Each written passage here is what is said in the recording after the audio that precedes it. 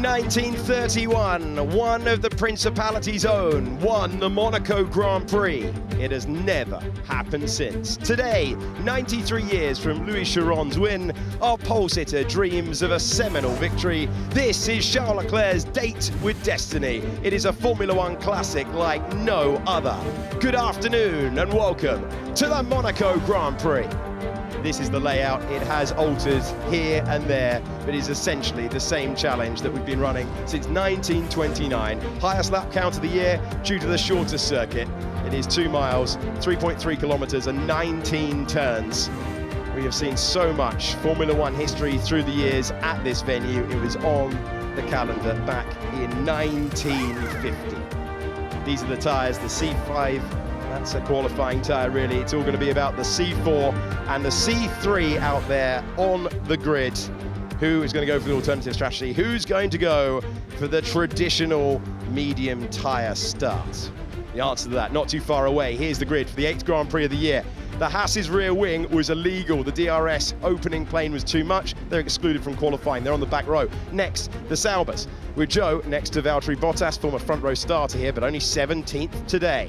Then it's Sergio Perez, out in Q1 for the first time this year. He is next to Logan Sargent, who is P15. Next, Fernando Alonso, really struggling. 4 all now between Stroll and Alonso in the qualifying head-to-head. Next is Daniel Ricciardo, a winner here in 2016. He is next to Esteban Ocon, out-qualified by his teammate for only the second time this year. First trip into the top 10 this season for Gasly and Albon. They're 9th and 10th. We journey to Yuki Tsunoda in 8th position. Lewis Hamilton ties his best starting position for a Grand Prix this year with 7th. Next, Max Verstappen off pole position and outside the top 5. George Russell starting in that 5th place. Then it's Lando Norris in the 2nd McLaren. He's next to Carlos Sainz, who has already talked about supporting his teammate for the win today. For just the second time in his Formula One career, it is Oscar Piastri on the front row, and Charles Leclerc takes a 3rd pole position at home and a 24th all-time in Formula One. Only Michael Schumacher has more pole positions for Ferrari. But the Charles Leclerc grandstand, they are buzzing, cheering, waving, and hoping these 78 laps disappear in a flash. They want their moment of history.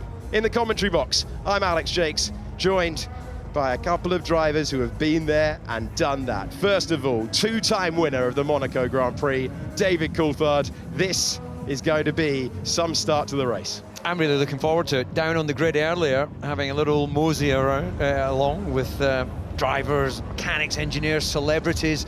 You can really feel the energy build, and it was a reminder actually, as I looked from the front row of the grid down to the first corner, you can't see the first corner. It curves its way all the way to Saint-Devote. And when you're in the cockpit, I guess you're just looking at the lights, and then you're reacting to the group, and then you're looking at where you are relative to others. And it only really occurred to me now that at no point did I ever think, when am I going to see the first corner?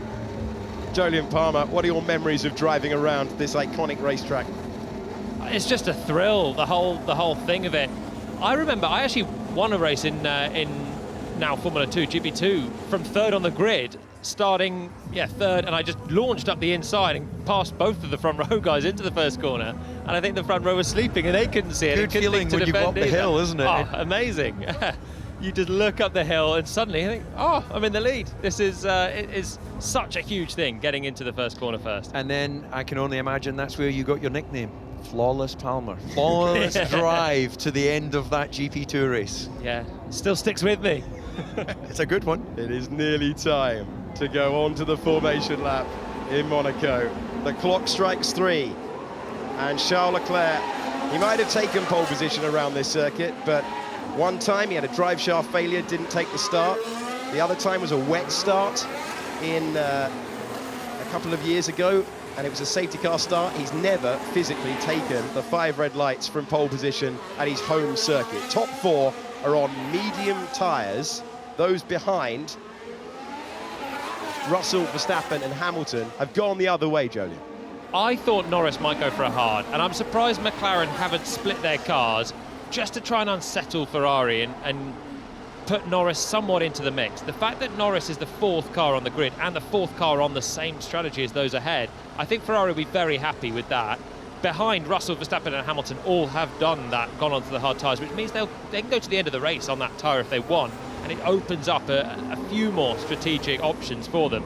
For Max, he needs to then get ahead of George Russell at the start. That's what's going to be crucial to potentially bring him into play. Well, we know if anyone can sort of muscle his way into a position, then Max Verstappen certainly can.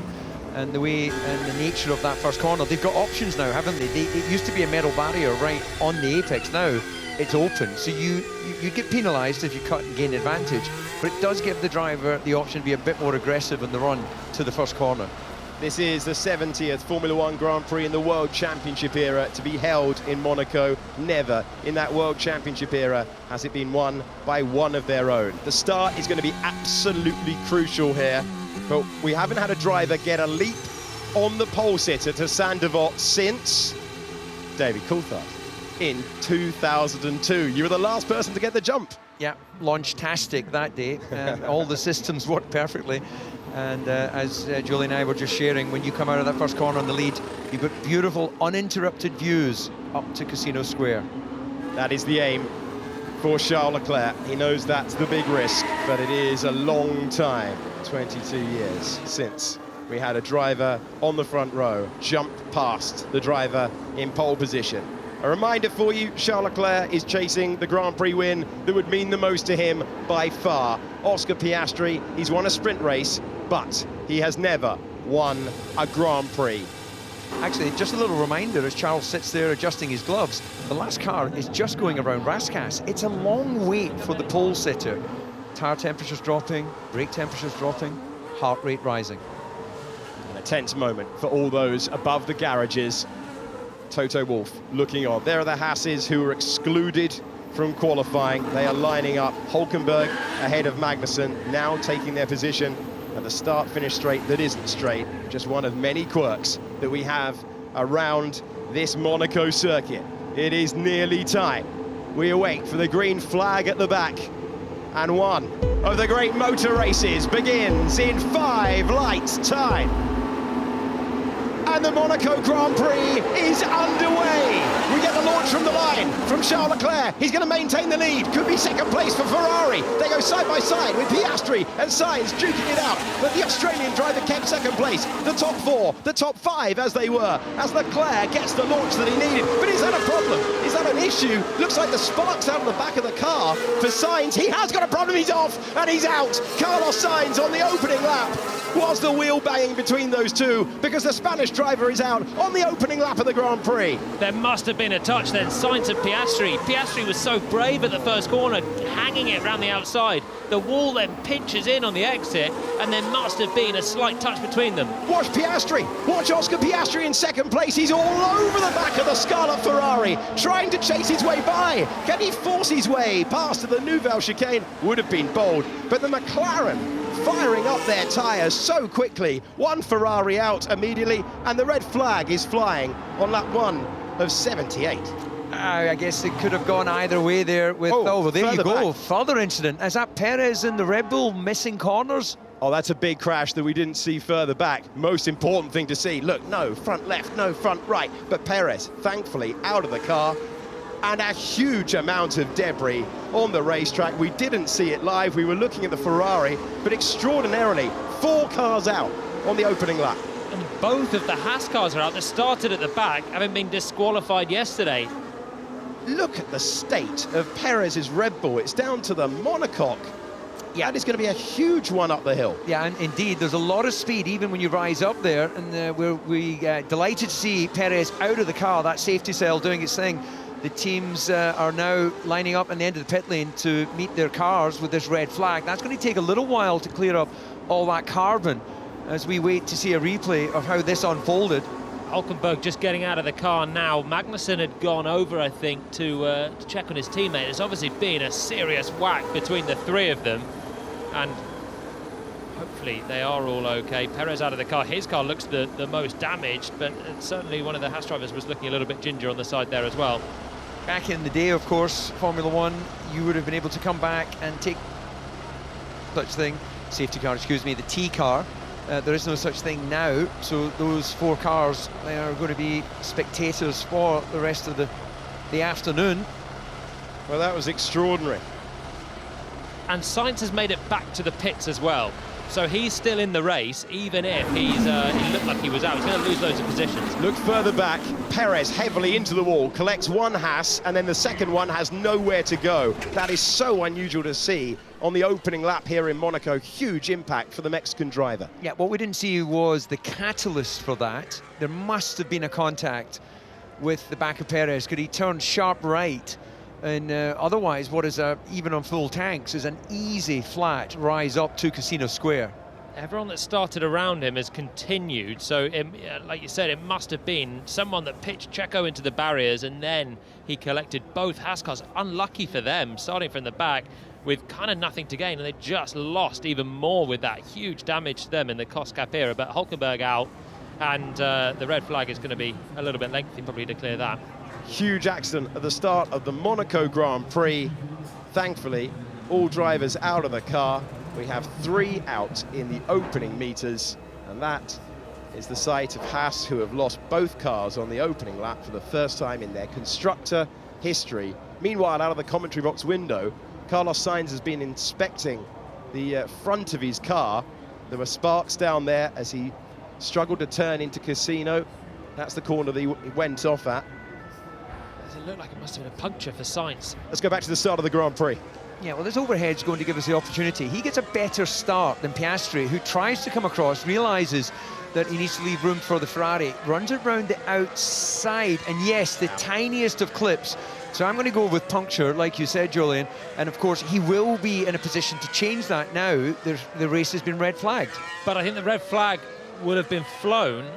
So once everyone had come through the first sector, so Sainz will have to restart from the back and not take his original grid spot, because there should be an order that they could take from halfway around the lap where they were still fighting. Piastri was so committed to that outside line. Sainz looked like he had that done, but Oscar just said no, released the brakes, carried it, and it is just so tight there for 2 cars. Watch Perez, it's going to be down the inside. It's Magnussen with the clip that causes the accident, and that's a massive hit into the wall. Well, if I'm going to trust in your eagle eyes, Alex, to say that was Magnussen, and if it was, that's going to be referred to the stewards for causing a collision. He doesn't back out, does he? He just never, it's not in his DNA for Kevin Magnussen to back out. So Perez must have had a pretty bad start to be down there with both Haas cars. And then Magnussen looked to the right. I don't think he's even been in the barriers already, and then has tipped Perez into that huge collision. This is the touchdown for Sainz. Oh, it's a little one, but just carbon fibre there of the edge of the floor for Piastri, and Sainz knows he's got a puncture immediately. Yeah, you can see that tyre deflating and locking up there as it loses its pressure. And has that done any damage to the side of Piastri's car? I believe if it has, then if it's cosmetic, they'll be able to tidy it up. If it's floor, they're not changing that. Well, has it improved Piastri's car with the way that he was attacking in the rest of the first lap? Good point, good point. Right, on board with Perez, the concertina and the close contact. Now, he's in the middle of the track. He's defending his position. He is then hit from the rear. Oh, my word. That is a massive accident. Yeah, big crash. And thankfully, all of the drivers able to get out of their cars. But no question that he was tipped into it by this man. Nico Hülkenberg here, excuse me. So Hülkenberg might get a view of this, or was he I think he was ahead, wasn't he? Well, that's Perez ahead, so Magnussen sneaks up the inside of Hülkenberg. And Magnussen's going to be on the right-hand side. That's where the contact is going to be. Well, I mean, Magnussen will say that Perez should have given him a bit more space to go side by side up there. Are you okay, Nico? Damn it. That was unnecessary. Yeah, I think, Julian, you're right. He will say I had my wheel alongside him, but I think we can both accept that at the start of a Grand Prix, much as you're glancing your mirrors, eyes are forward, and it's not normally that far up the hill you'd expect someone to get a pass on you. You might expect it on this early phase coming out of Saint-Devote. This is going to be the view from Zhou Guanyu. He got out of it really quickly. He saw the hint of that happening immediately. And look at the sea of debris. All the teams will have to check this. This is on board with Kevin Magnussen. So this is going to be the angle, I think. I think Magnussen might have already been right up to the wall. He has a bit of an opportunistic look. He's already passed one of the Salvers. He's gone past his teammates. He's actually had a good, aggressive start. There's the gap. And he's already touched the wall himself and then just keeps his foot in. It's just totally unnecessary. And again, this is from the back of the grid in Monaco.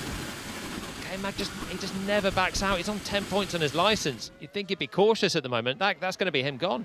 That will be a race ban if the stewards give him 2 penalty points or more, as you see the world champion's reaction to his teammate as that car being hoisted away.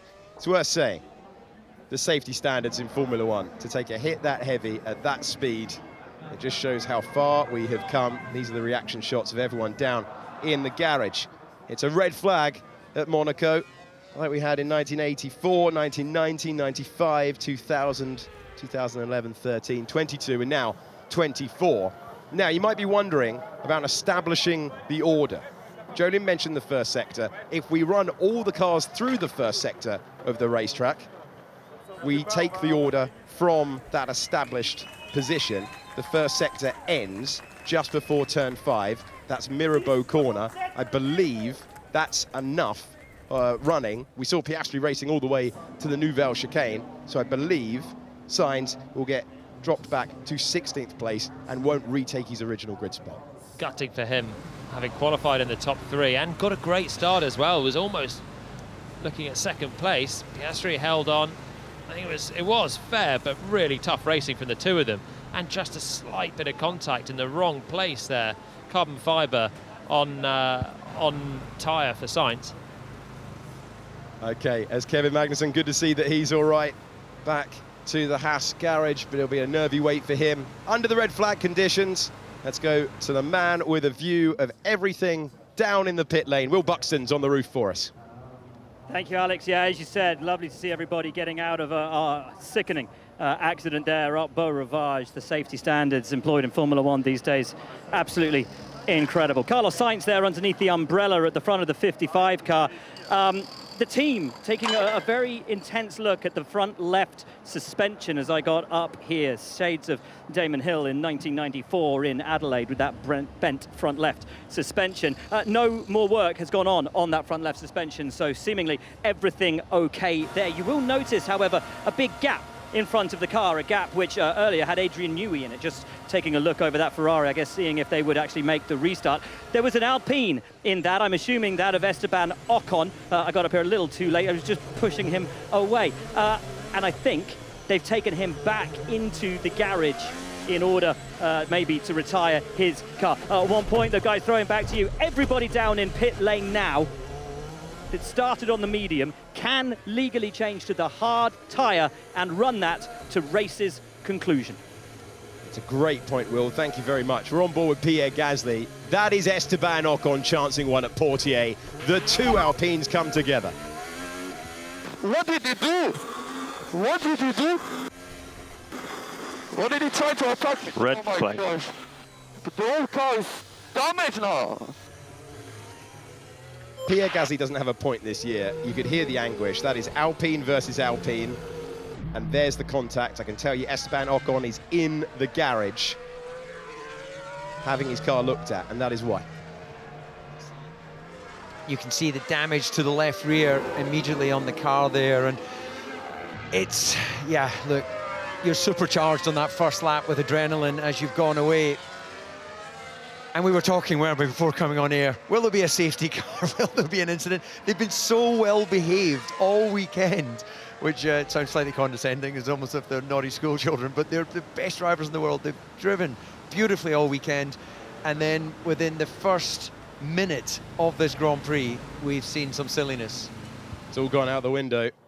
Now, that's interesting. The state of the Armco there, will that barrier need to be replaced? Yeah. The answer is yes. This is going to be a lengthy stop. Either that has to be pushed from behind back into position, or that just won't meet the FIA safety standards. Yeah, this is going to be a lengthy delay for that.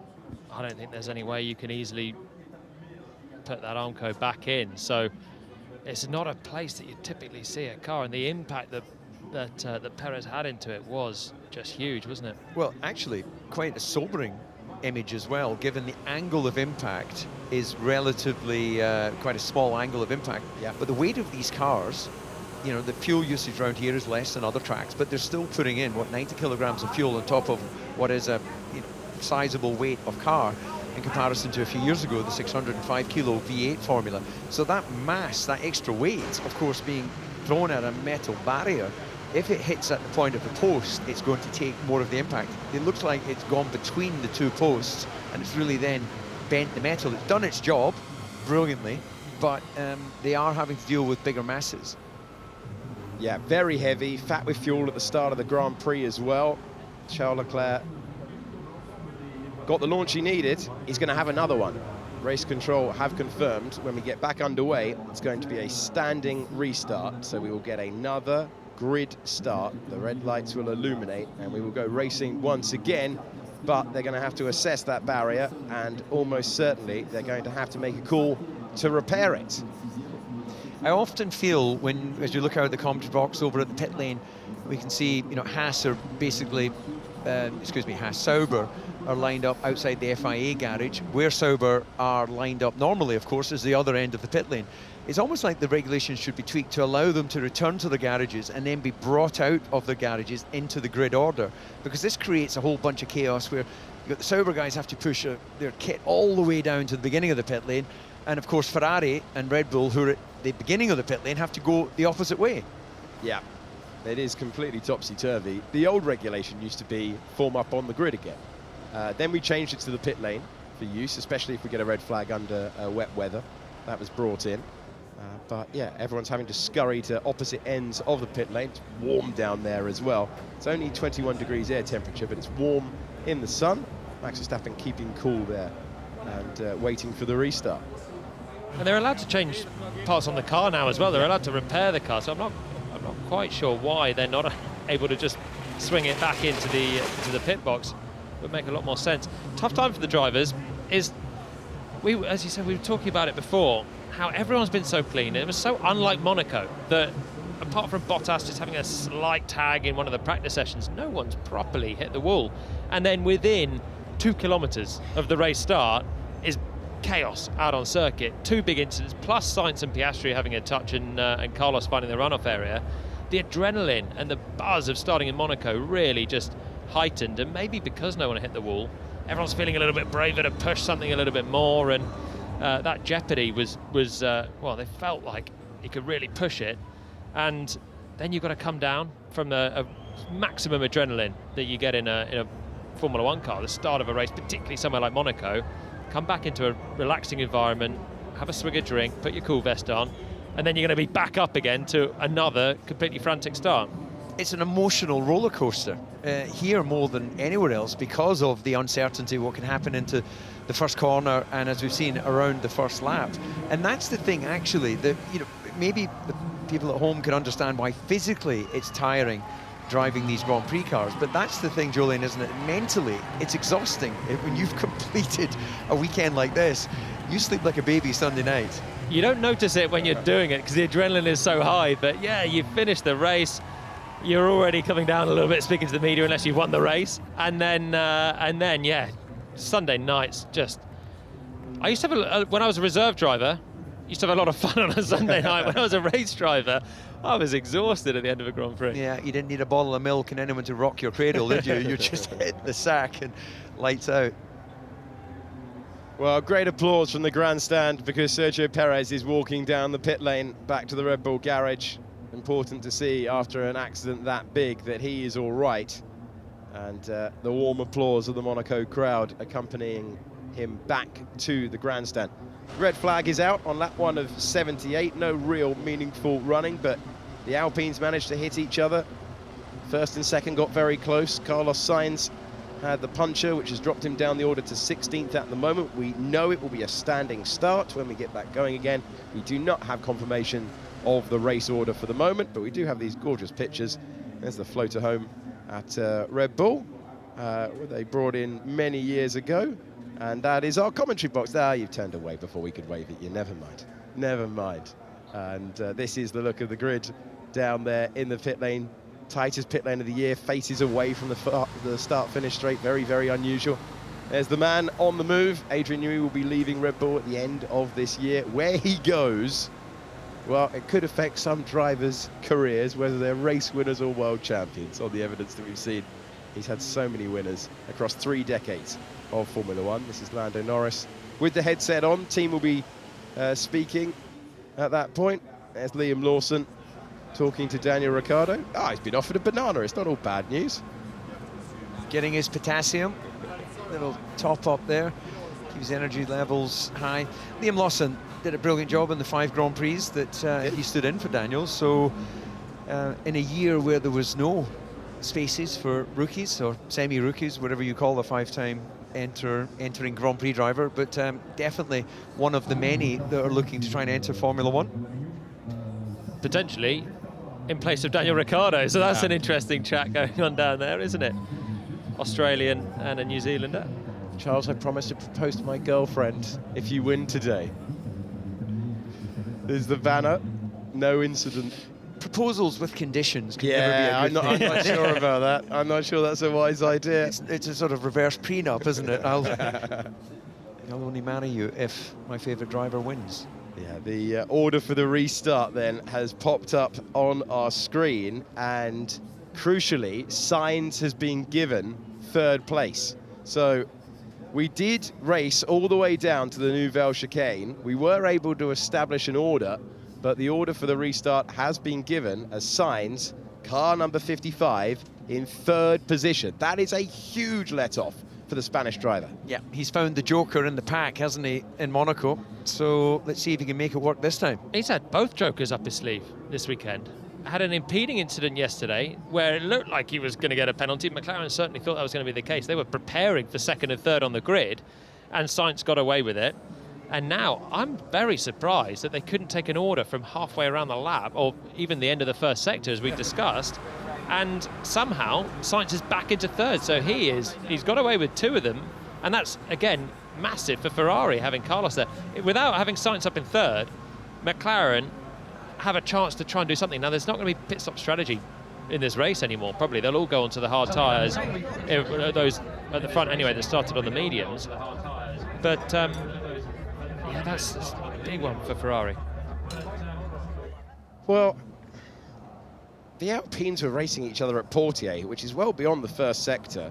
If you think back to Silverstone when Zhou Guanyu had his massive accident, they abandoned that start so quickly, threw the red flag so quickly because of the incident at turn 1, that they weren't able to send all the cars through the opening section of the lap. That's why we weren't able to establish an order. But that's the call from race control. That's what we're going with. It will be Charles Leclerc ahead of Oscar Piastri, ahead of Carlos Sainz. Why is that important as they push the Spanish drivers' car forward? Because it means that Ferrari have a strategic option in the mix. We did hear earlier on from Will that, of course, they can just plonk on the hard tyres now and run to the end. So it's not as crucial as if there was pit stop strategy in, because so long as Leclerc gets the start, it doesn't massively matter if there's 2 McLarens behind him. We're not expecting pit stop dramas or even another pit stop in the race, even a single pit stop in this race. Remember the last time we had a Grand Prix where nobody pitted? That is that's a stat. And it's doable. You've taken us to a pub quiz question I don't know the answer to. That is an unusual one, isn't it? Used to be strange to see anyone go through the race without changing tyres. I think Ocon did it in Turkey a couple of years ago. It was an inter-race, 2021. That's ringing some bells. And before that, I think you go back to Mika Salo, wet-dry race here, 97. The entire field might not need a pit stop. That's unbelievable. Hamilton did it in Turkey, did he not? Was that had they already pitted onto an Inter when he won on the slick intermediate in the Mercedes? Yeah, to win the title.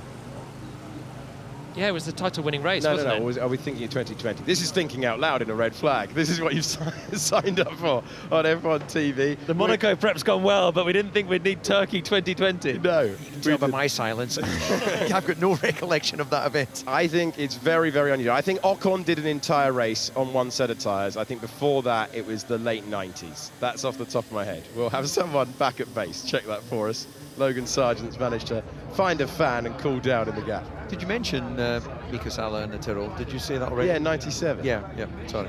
No. It's like I wasn't sure if that was a voice in my head that sounded like you. that's what happens if you stand next to me for too many years, DC. You just hear me in your head. For you, I say, for you. Carlos Sainz has got another chance in this Grand Prix. He is looking for his third podium here. I wish I looked that good in the graphic. Never mind. Suave. Yeah. It's like a man that's just won at the casino. As Carlos Sainz has with that reprieve. He would have thought that was race over. Toodle round at the back. And alongside David Coulthard, 13-time Grand Prix winner. I wonder if DC is in favour with the graphics department or not. Let's have a look. Yes, he is. I'm loving that, actually. Elegant as well. We'll clip that up. We'd make a lovely couple, actually, Alex. You certainly do. We head to the casino later. Just need to find who's got the suit. Well, let's see if we're taking Mr. Palmer with us, or whether he would. Oh no, we're doing an actual. We're doing actual piece of information at the moment. Okay, there we go. The man from Melbourne trying to win his first Grand Prix today. He doesn't look happy with his graphic, does he? As a man that No, He's not tucked up. he's not tucked up at all. Go on, one more, Mr. Palmer. I'm sure we're going to show you the replays. There we go. There is the new James Bond, ladies and gentlemen. We've announced it. Am I going to the world. casino? Yeah. Don't know. Not sure yet. Yeah, pretty quizzical look. Pretty quizzical look. Let's go back to the start of the race. Dramatic start to the 70th Championship Monaco Grand Prix. Yeah, and I suspect that's what we've seen. A number of the drivers back in the garages looking at their start, trying to analyse where can they improve. They were all relatively well behaved there, and this is where Kevin Magnussen, well, he does pop his wheel up, but there's the crucial pinch point. That kink, you normally drive straight up the hill there, and I suspect that Checo will say he needed to be further alongside. And you know what? I think for Checo, we had Hulkenberg very, very close on the left-hand side as well. So at that point, your eyes in the mirrors, and there's just Hasses everywhere. And it's just impossible, I'd say, in Monaco to give a little bit there. The track's just not wide enough for that, so you've got to commit to a line. And I think K-Mag had to be backing out of it. And you see immediately the sparks coming from the underside of the Ferrari there as that front left deflates. And then he navigates the left of Casino Square. As soon as he puts load on that tyre, it understeers. Meanwhile, Checo, he pulls up alongside the Williams. And then you've got to back out of it here. You're just staring at rear wings. And that's where the Sauber manages to get itself up the inside. We know we've got Nico on the left. We've got Kevin on the right. He's having a good gander on the right-hand side. I don't even know if he'd be aware of Hulkenberg on the left. He is staring fairly squarely into that right mirror, all the way up the hill. Tell you what, there's no point trying to strip that and see what you can salvage. You just bring a skip and put the car directly in it. So Nico, you see, gets tasked on the inside by Kevin, and then they're all full beans, full acceleration.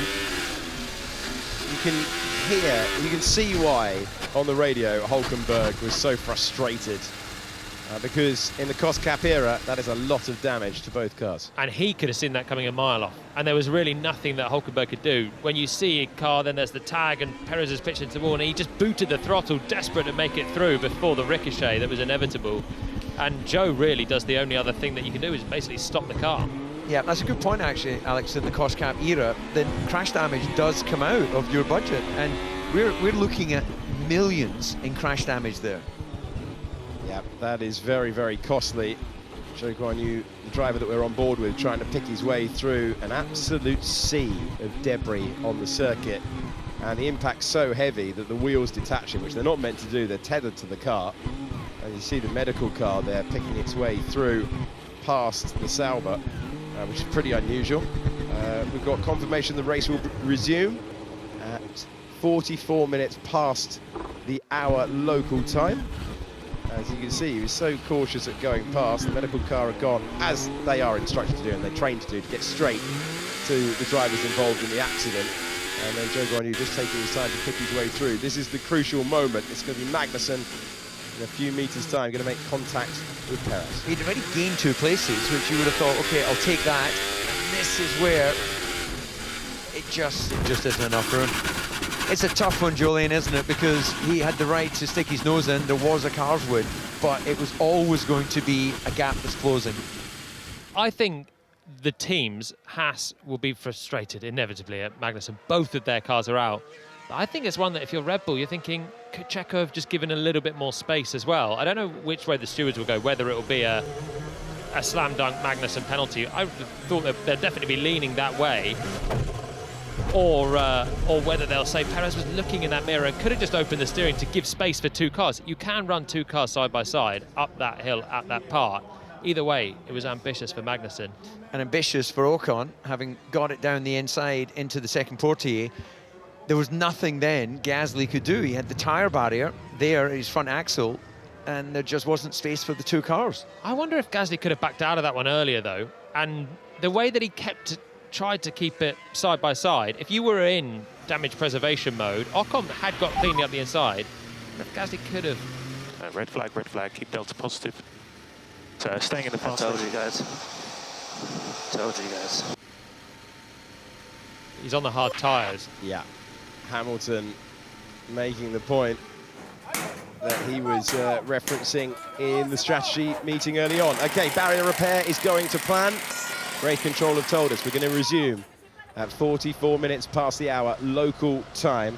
So not too far to wait to get things back underway. 13 minutes until we get the Monaco Grand Prix underway. It will be a standing start. I can tell you news from the pit lane that Oscar Piastri has damage to the car, and McLaren are working to fix it at the moment. It's the floor and side pod. They're trying to repair what they can, but it sounds like it's going to be a compromised McLaren back into the Grand Prix for the second start. Well, that's brilliant news for Leclerc then. The McLaren that's in between him and his teammate might not be in the perfect condition. Didn't seem to slow him up on that first lap. The other good news for McLaren and for Alpine is that with this barrier repair, it looked like it was a replacement of that section of Armco. There's been more time to try and fix something and get these cars back to a decent condition. Alpine, they're just going to be like, why? Why do that? Unnecessary from Ocon to take that lap. lunge. Yeah. Could Gasly have, once the move was basically done, if Gasly carries on turning and tries to hold around the outside, it's a guaranteed crash. If he backs out and just tries to not crash, then they probably don't crash. So it's so aggressive from Ocon, but I don't think it's necessarily the most sensible bit of driving either from Pierre. It tends to be the one piece of final instruction that you get from your team, especially if you're close to your teammate on the grid, is that, you know, racing's racing, but the one instruction is don't crash with your teammate. It's not that it's acceptable to crash with anyone, but it's the one that you don't want to crash with. Alan Permain was at that team until almost this time last year, 10 months ago. He was the sporting director of that team when I was there, and it was Renault. And if I had done that, which either of those drivers, particularly Ocon, had done, I would honestly be a little bit scared to come back and face him. He's a scary guy, and when you get on the wrong side of him, he will let you know his feelings. He was the guy, do you remember on the radio to Kimi Räikkönen? I think it was in India. He just told him to shut up. That's a champion. Is everybody okay? Everybody is fine. Carlos had a puncture. He's seen that on the big screen. That's why he's asking the question as he defends into the chicane. Check the floor on the right side. Had some contact. Is everyone okay in the crash? I believe everyone is okay. How cool a cat is Oscar Piastri? Second year in Formula One. Is everyone okay? Everyone's okay. Quite a few cars are out.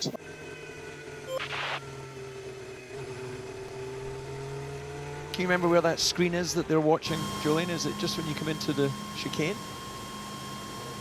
I can't remember. Is it on the left-hand side or up towards to back? That's not necessarily in sync with the picture's not necessarily in sync with the radio. Yeah. There's one around to back, I know. We'll try and work that one out for you. But for the moment, we're going to send it from the commentary box to the studio. Sam Collins, Alex Brundle standing by to take us through everything we've seen.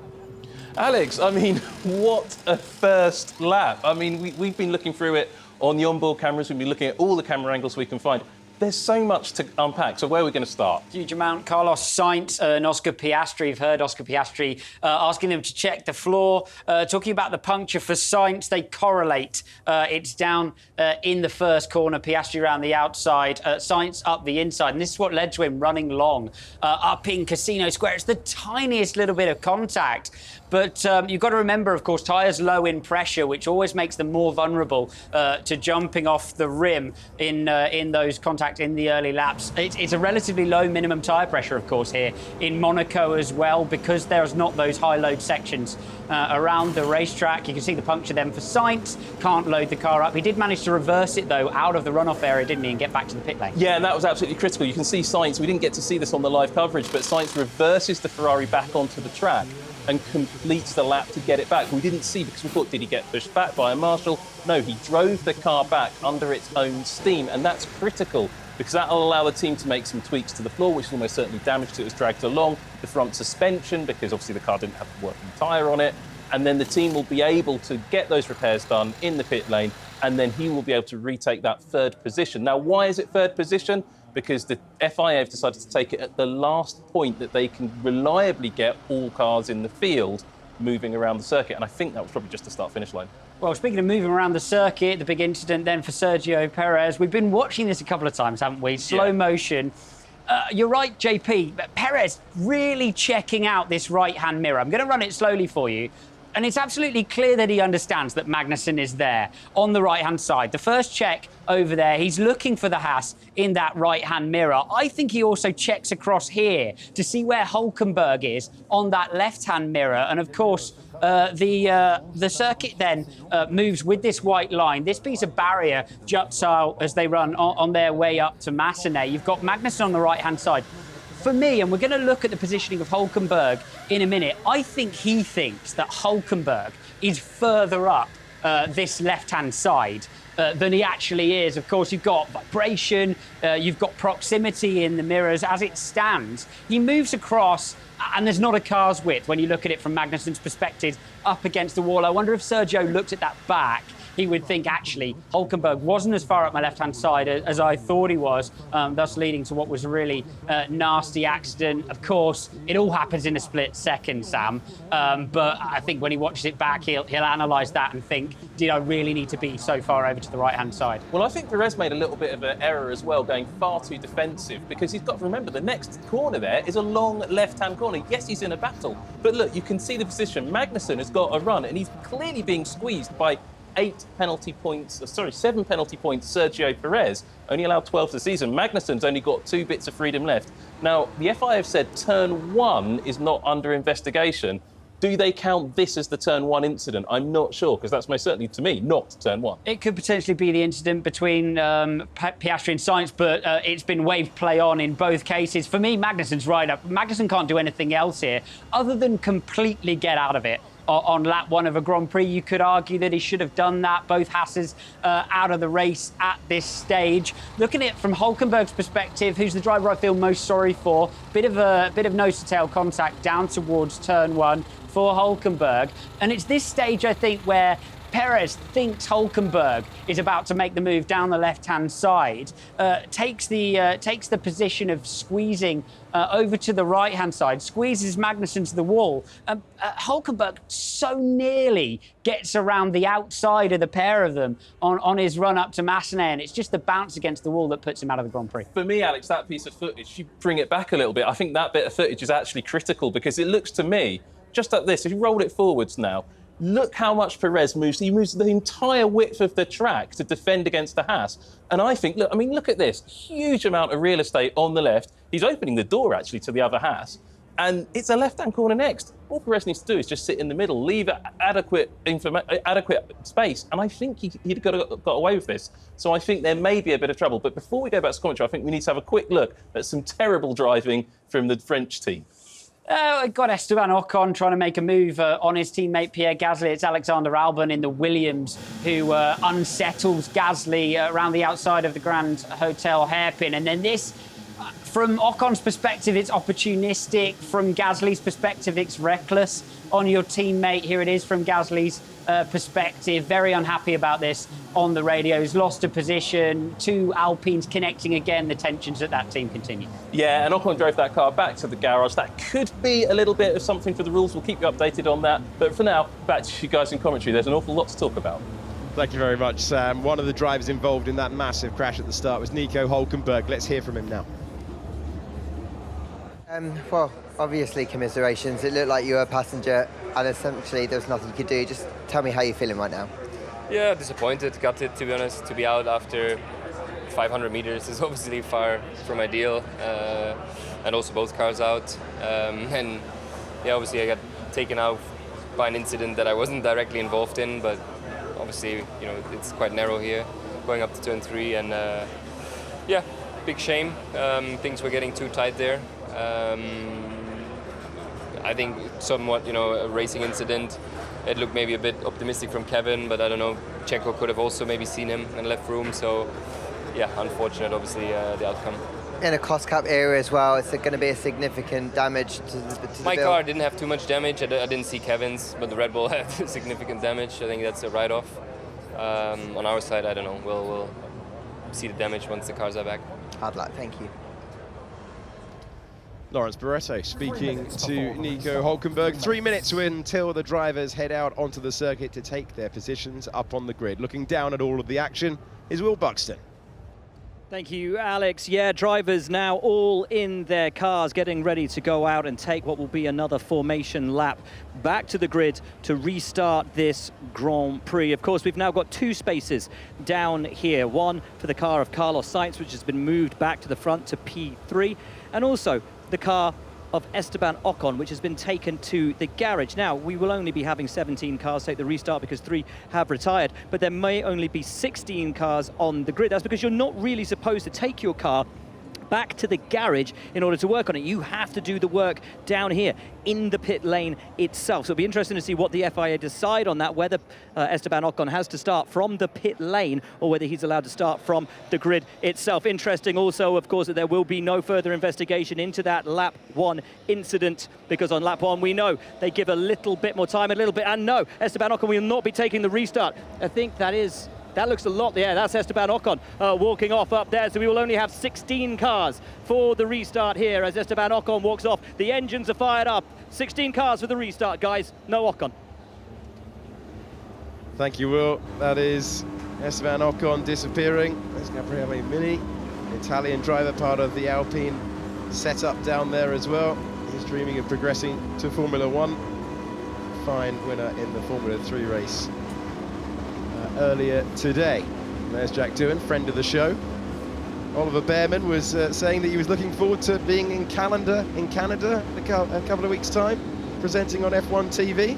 Might have another job for you, Oliver, if the stewards decide otherwise. It is going to be really, really intriguing which way that one goes. Okay.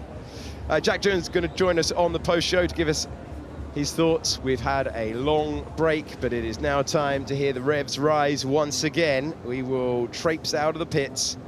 It is a lap of the race that will count. It is effectively a formation lap, but it's not a formation lap. And we will go back once again as we expect to see the entire field here on hard tyres. If they started on the medium, they'll have to go the other way. All cars may overtake the safety car is the message on the screen in race control. A big call for Carlos Sainz. All the cars have gone through the first sector.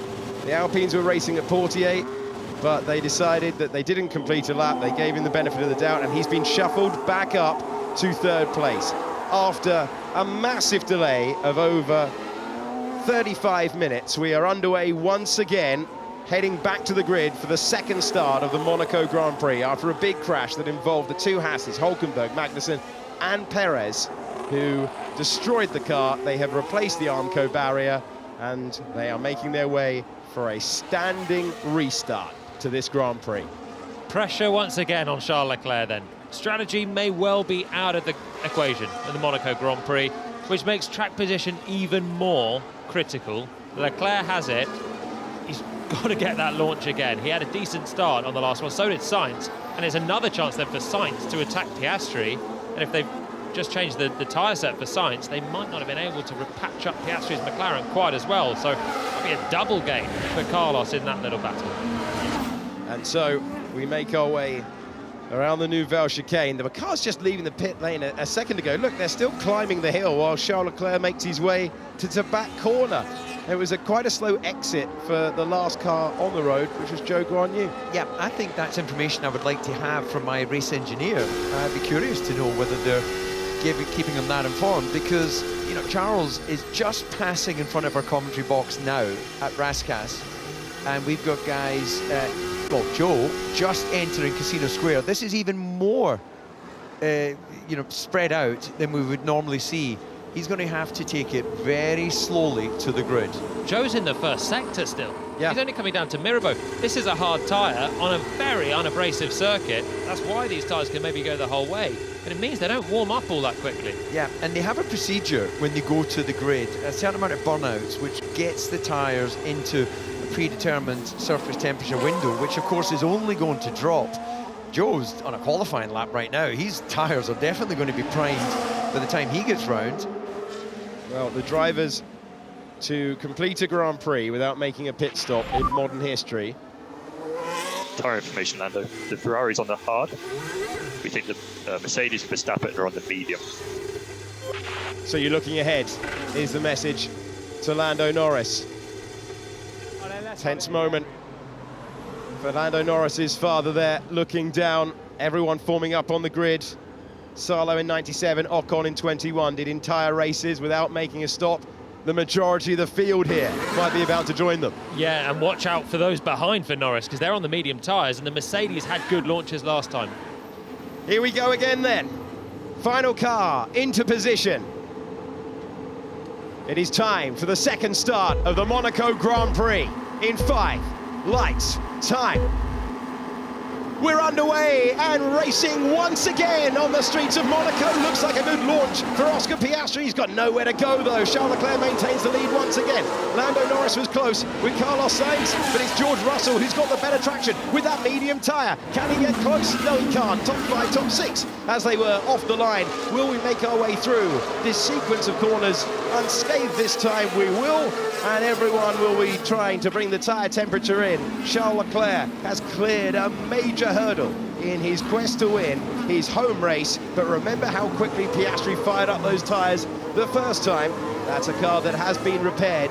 At the moment, no one's been able to make a pass on lap 3, the second start. Yeah, a lot more tentative on this start, but Piastri was once again right in the gearbox of Charles Leclerc, who's got a better run out through the tunnel, doesn't have to go defensive into the chicane, which Lando Norris felt the need to, and it's put him on a slightly compromised line, which is bringing George into play. Medium tyres on George Russell's car, hard tyres on Lando Norris. The medium fires up quicker. It's firing up really quickly. George Russell desperately trying to apply the pressure, but it's not easy to overtake around these streets, and he can't get close as we go on to lap 4 of 78. All those on the hard tyre will now be expecting to go the entire length of the Grand Prix to the end without making a stop. It's kind of a frustrating start. Piastri had a great launch and had a slight overlap on the race leader. Norris had a decent launch and thought about going around the outside of Sainz as well.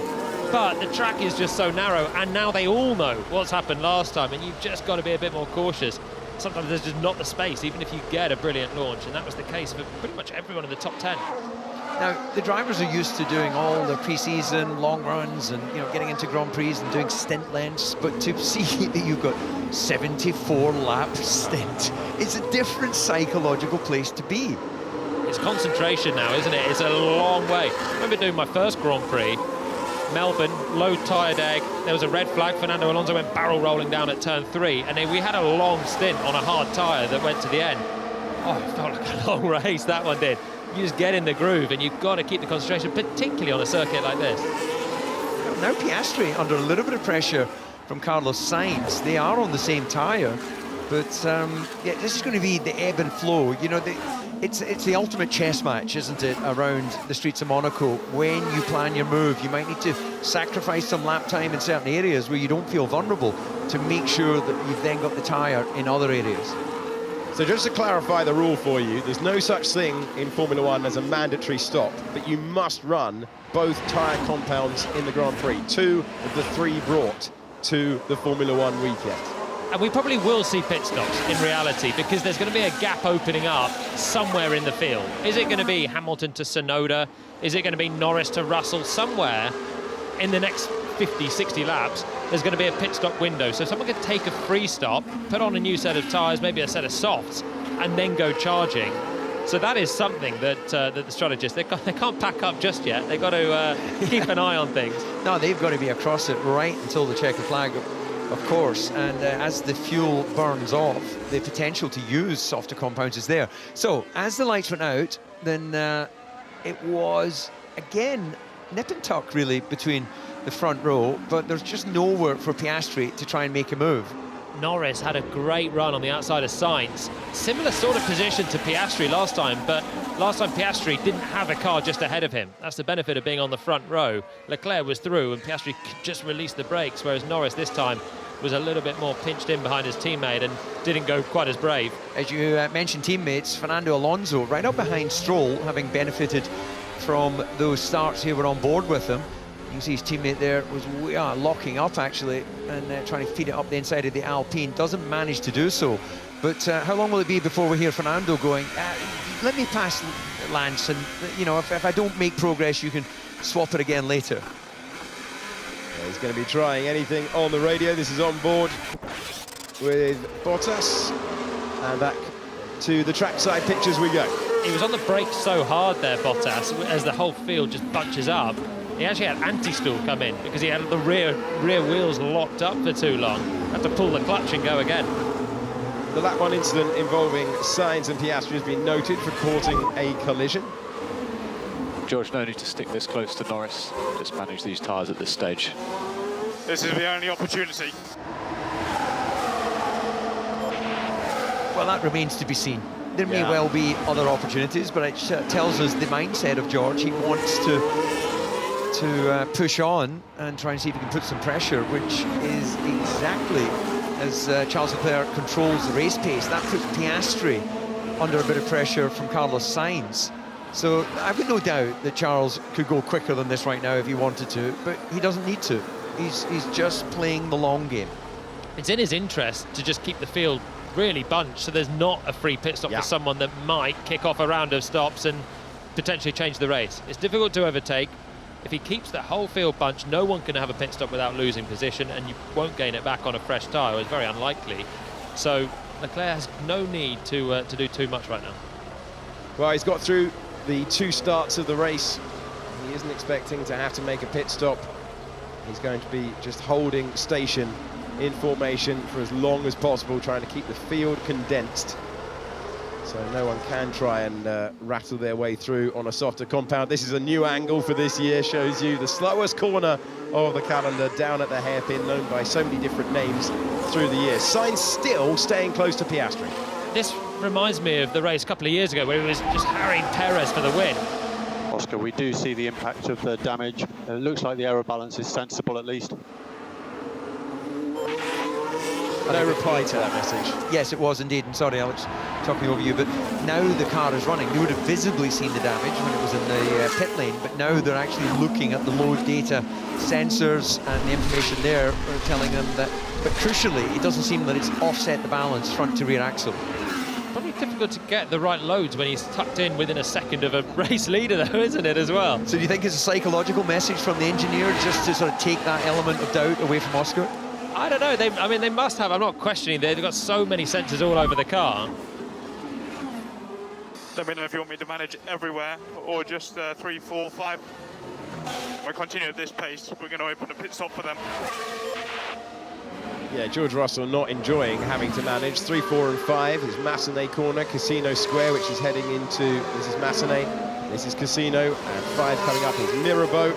Being told to look after the tyres through those corners. World Championship leader in 6th position, just hanging back by 1.6 seconds. This is Oscar Piastri, the Australian driver, in his 2nd year of Formula One, looking for his 3rd podium finish today. He's in position and he doesn't have to make a scheduled pit stop for the rest of the race, but he does have a compromised car after contact on the opening lap of the race between him and the driver, who's directly behind. Sainz is the guy that's trying right now. Leclerc's managing, Piastri is managing a slight aero difference as well, but I'm not sure how much I think that'll be affecting him. And he's still right within a second of Leclerc out front. But Sainz, he really wants to get on with this, and that's why it reminds me of a couple of years ago when he was really putting Perez under pressure. We know how hard it is to overtake, but also when you're in Piastri's position, you've got a Ferrari this close. It is distracting, it is unnerving, even if you know it's so hard to overtake. You're still glancing in your mirrors, you're still waiting to see if he's going to throw in a bit of a lunge anywhere. Fastest lap of the race to Carlos Sainz, who's in this position here last year as well. He was trying to get past Esteban Ocon in the Alpine to try and get into the podium places. Wasn't able to do so, despite following lap after lap after lap, and we had a rain burst in the middle of the Grand Prix, which really changed things around last year, and the drivers had to improvise. He was less on the attack in that configuration. The top three separated by just over a second. Charles Leclerc trying to win his home race for the first time. Would be the first Monegasque winner of this Grand Prix since 1931. There is Carlos Sainz Sr., two-time World Rally champion, looking on. That's the captain's chair, isn't it? Everyone just arcing around him. No one wants to say anything to Carlos Sr. Yeah, walk in front of him in the television at your peril. This is a look from the second Ferrari in the Grand Prix. Carlos Sainz, who's finished 5th in the last 3 races of 2024. He's been on the podium twice here previously in his career. Second to Verstappen, 2021, second to Perez, and chasing him all the way home, as Jolyon was mentioning, back in 2022, where there was hardly a gap by the end of the race. A shortened race that day. We've had an interruption at the start of this one, really long red flag, nearly 40 minutes. No further investigation between Sainz and Piastri at the start of the race. Sainz got the call from race control to restore the original order of the grid. He would have been in 16th, no chance of points without something special happening if they'd gone the other way. Instead, he's looking at a 3rd Monaco podium as a result. Norris, Russell, Verstappen, Hamilton, Tsunoda, Albon and Gasly. Gasly, who's on that medium tyre, so he can't be certain that that medium's going to last all the way through. Alex Albon on that hard, got a great chance of scoring Williams' first points of the year. Just looking at the running order, and the biggest gap we have right now is between Russell and Norris, 5.5 seconds and growing. Yes, he's on that medium tyre, he's got to manage it, but you know, that's quite a sizable gap in the short space of time that we've had. I would like, if I think if I was him in the cockpit, I'd like to see that, you know, I don't mind it being around 3 seconds or so, but once you start going beyond 5, if somebody makes a mistake, you're not within pouncing distance. You know, if Lando was to run slightly wide, someone have to back up, you know, 5 seconds, he could probably still maintain position. Not entirely sure why Russell's going so slowly. He's just giving them a free pit stop gap eventually. So, yeah, keep it there for the moment. So it's 19 seconds for a pit stop, and Russell cannot afford to do that. But I agree with you. Norris is on a cruise right now, isn't he? He's got no one in his mirrors, no one keeping him on his toes at all for a lapse of concentration, a silly mistake here or there. But they're all just managing pace. Leclerc on the last lap was 0.6 slower than he'd managed the lap before. Some of them are sort of a second off what they've done at some of the earlier parts in the last few laps as well. So everyone's just managing pace, managing gaps. Is that 6 seconds now for Russell, who is still just dropping back from those ahead? If that goes to 19 seconds, things will happen in the top 4. If it doesn't, then everyone's just in this constant position, really. So, Jolyon, you and I aren't able to delve deep enough into our memories to try and work out what master strategy Mercedes and Russell are working on, so we've turned to the oracle beside us. Alex, have you... Oh, wait, that's me. Okay, that fine. Is you. Okay, there only is 3 of us in this box. Has this happened before? I recommend about 3 seconds in the pocket here. Just tootling around currently. So, George, at this stage, we gain nothing from driving faster. Hey, fam. That's not a very Formula One piece of radio, is it? Alex, explain this. Yeah, so they're holding fire, trying to make that medium tyre go as long as possible. What was your original question, DC? It was, as George has just said, I would be comfortable backing out about 3 seconds, gives you some fresh air, clean air, and some sight of the corners ahead. Once you're out sort of 6-7 seconds, you're giving an advantage psychologically to Lando Norris, who's keeping that sort of sensible gap there, just under 2 seconds to the back of Sainz. Sainz continually applying pressure to Piastri, puts him under pressure in terms of, you know, not getting clean air over his wings. Leclerc just beautifully managing this race right now, can bolt at any moment. So the real focus and what we're trying to figure out here is the Mercedes strategy of allowing Russell to, it's almost at 7 seconds. Yeah, it's a very strange one. They're very cautious at extending the life of that medium tyre, but over cautious. And you heard the disdain really that GP had on the radio. He was genuinely perplexed at why Mercedes are backing off so much, trying to keep that medium tyre alive for as long as possible in the Grand Prix. Remember, if you get someone drop it into the barriers and you're one corner away from that happening in Monaco, it could completely change the complex of this race. But Russell, at this rate, is going to mean that Lando Norris gets that free pit stop and roars back up to this group that are still glued together. I don't think he'll allow that. I think when it gets up towards the sort of 15 seconds, 10 seconds even, surely he'll have to then match those ahead to not allow the top four to have a free stop. It's pretty negative from Mercedes. Yeah. They want to take that medium to the end, and they're wary that the only way that they're basically considering they're not going to overtake any of those top four. They're not going to pass Norris on track. So the only thing they can go from here is backwards. And the best way they're going to go backwards is to destroy their tyres and have nothing left to fight. And they've got Verstappen behind, who's always a threat. Do you remember here a couple of years ago when Fernando Alonso backed off by about half a lap? Was just easing his way home and created an enormous gap between him and those cars in front. He was like 5 seconds per lap slower though, wasn't he, Alonso? Piastri's woken up. This is going to be a first look at putting Leclerc under pressure.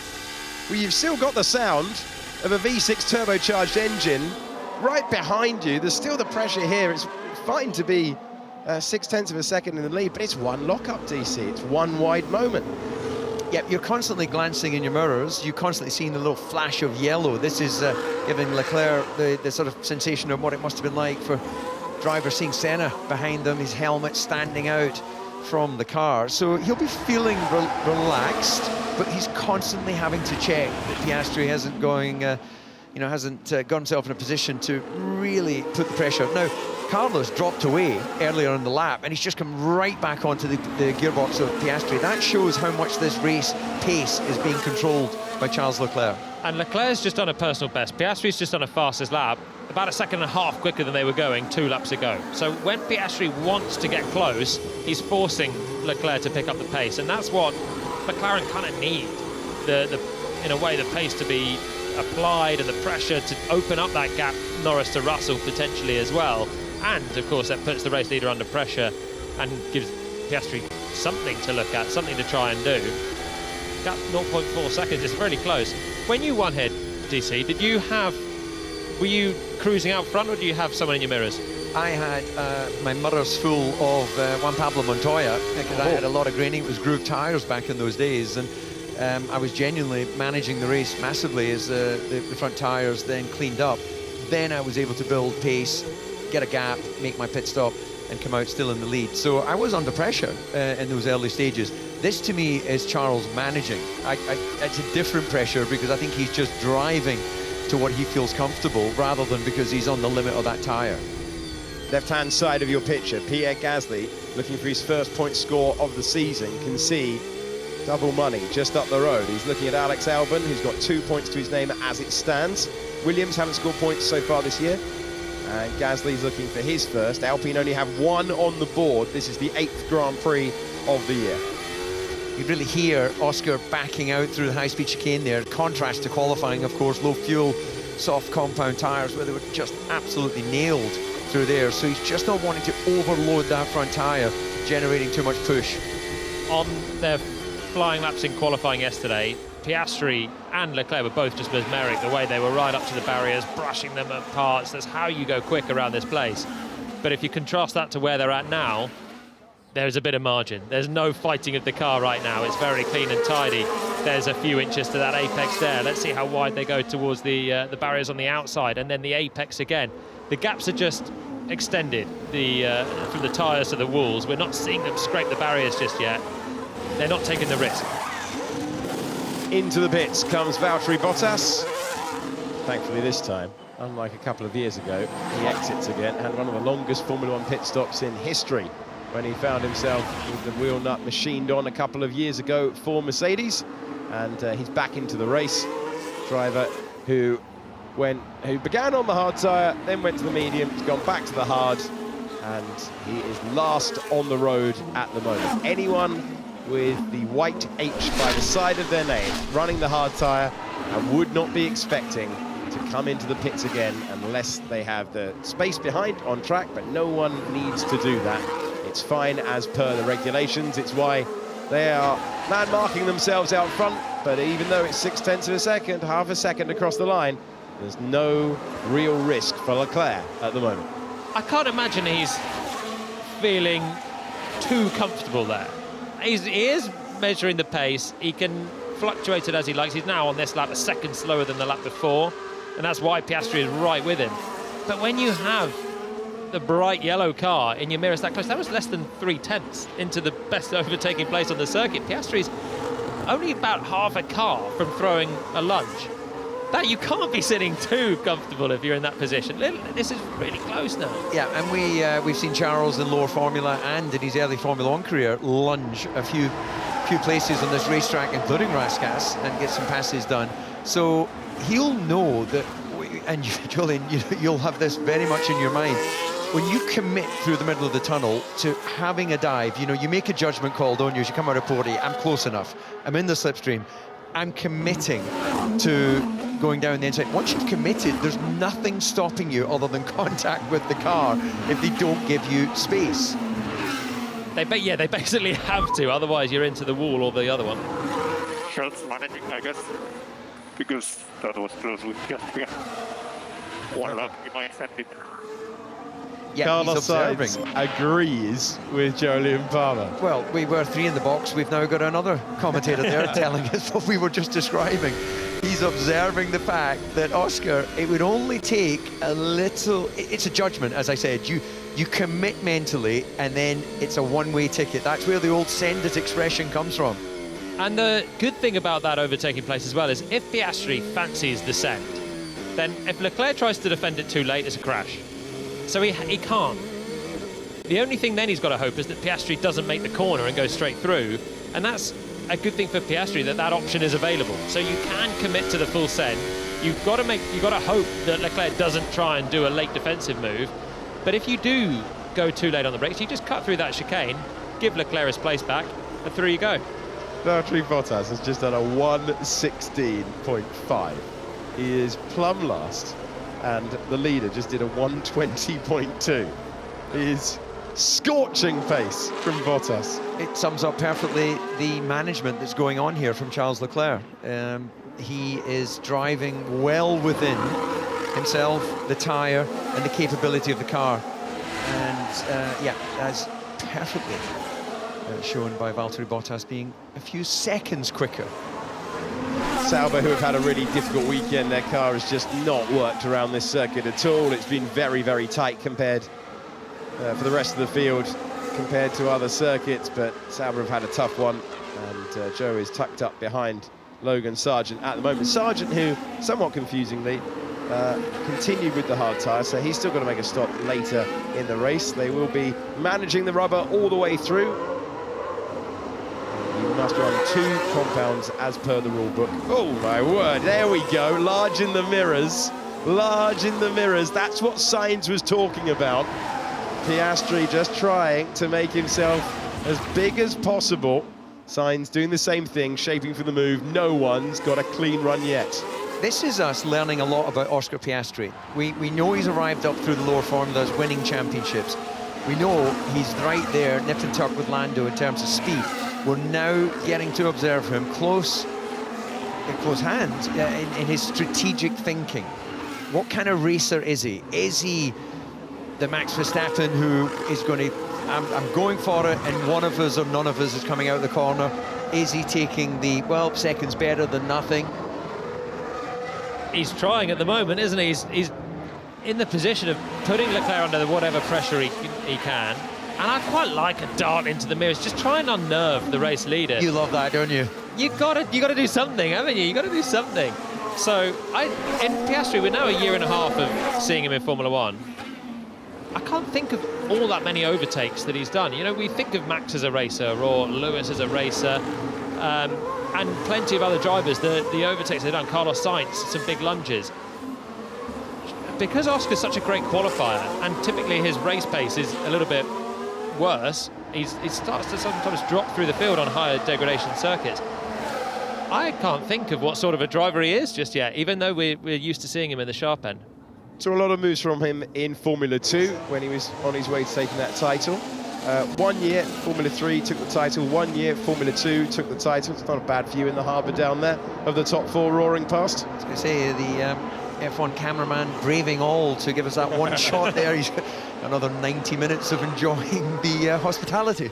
That's a good volunteer, isn't it? Yeah, absolutely. I'll go and do the boats.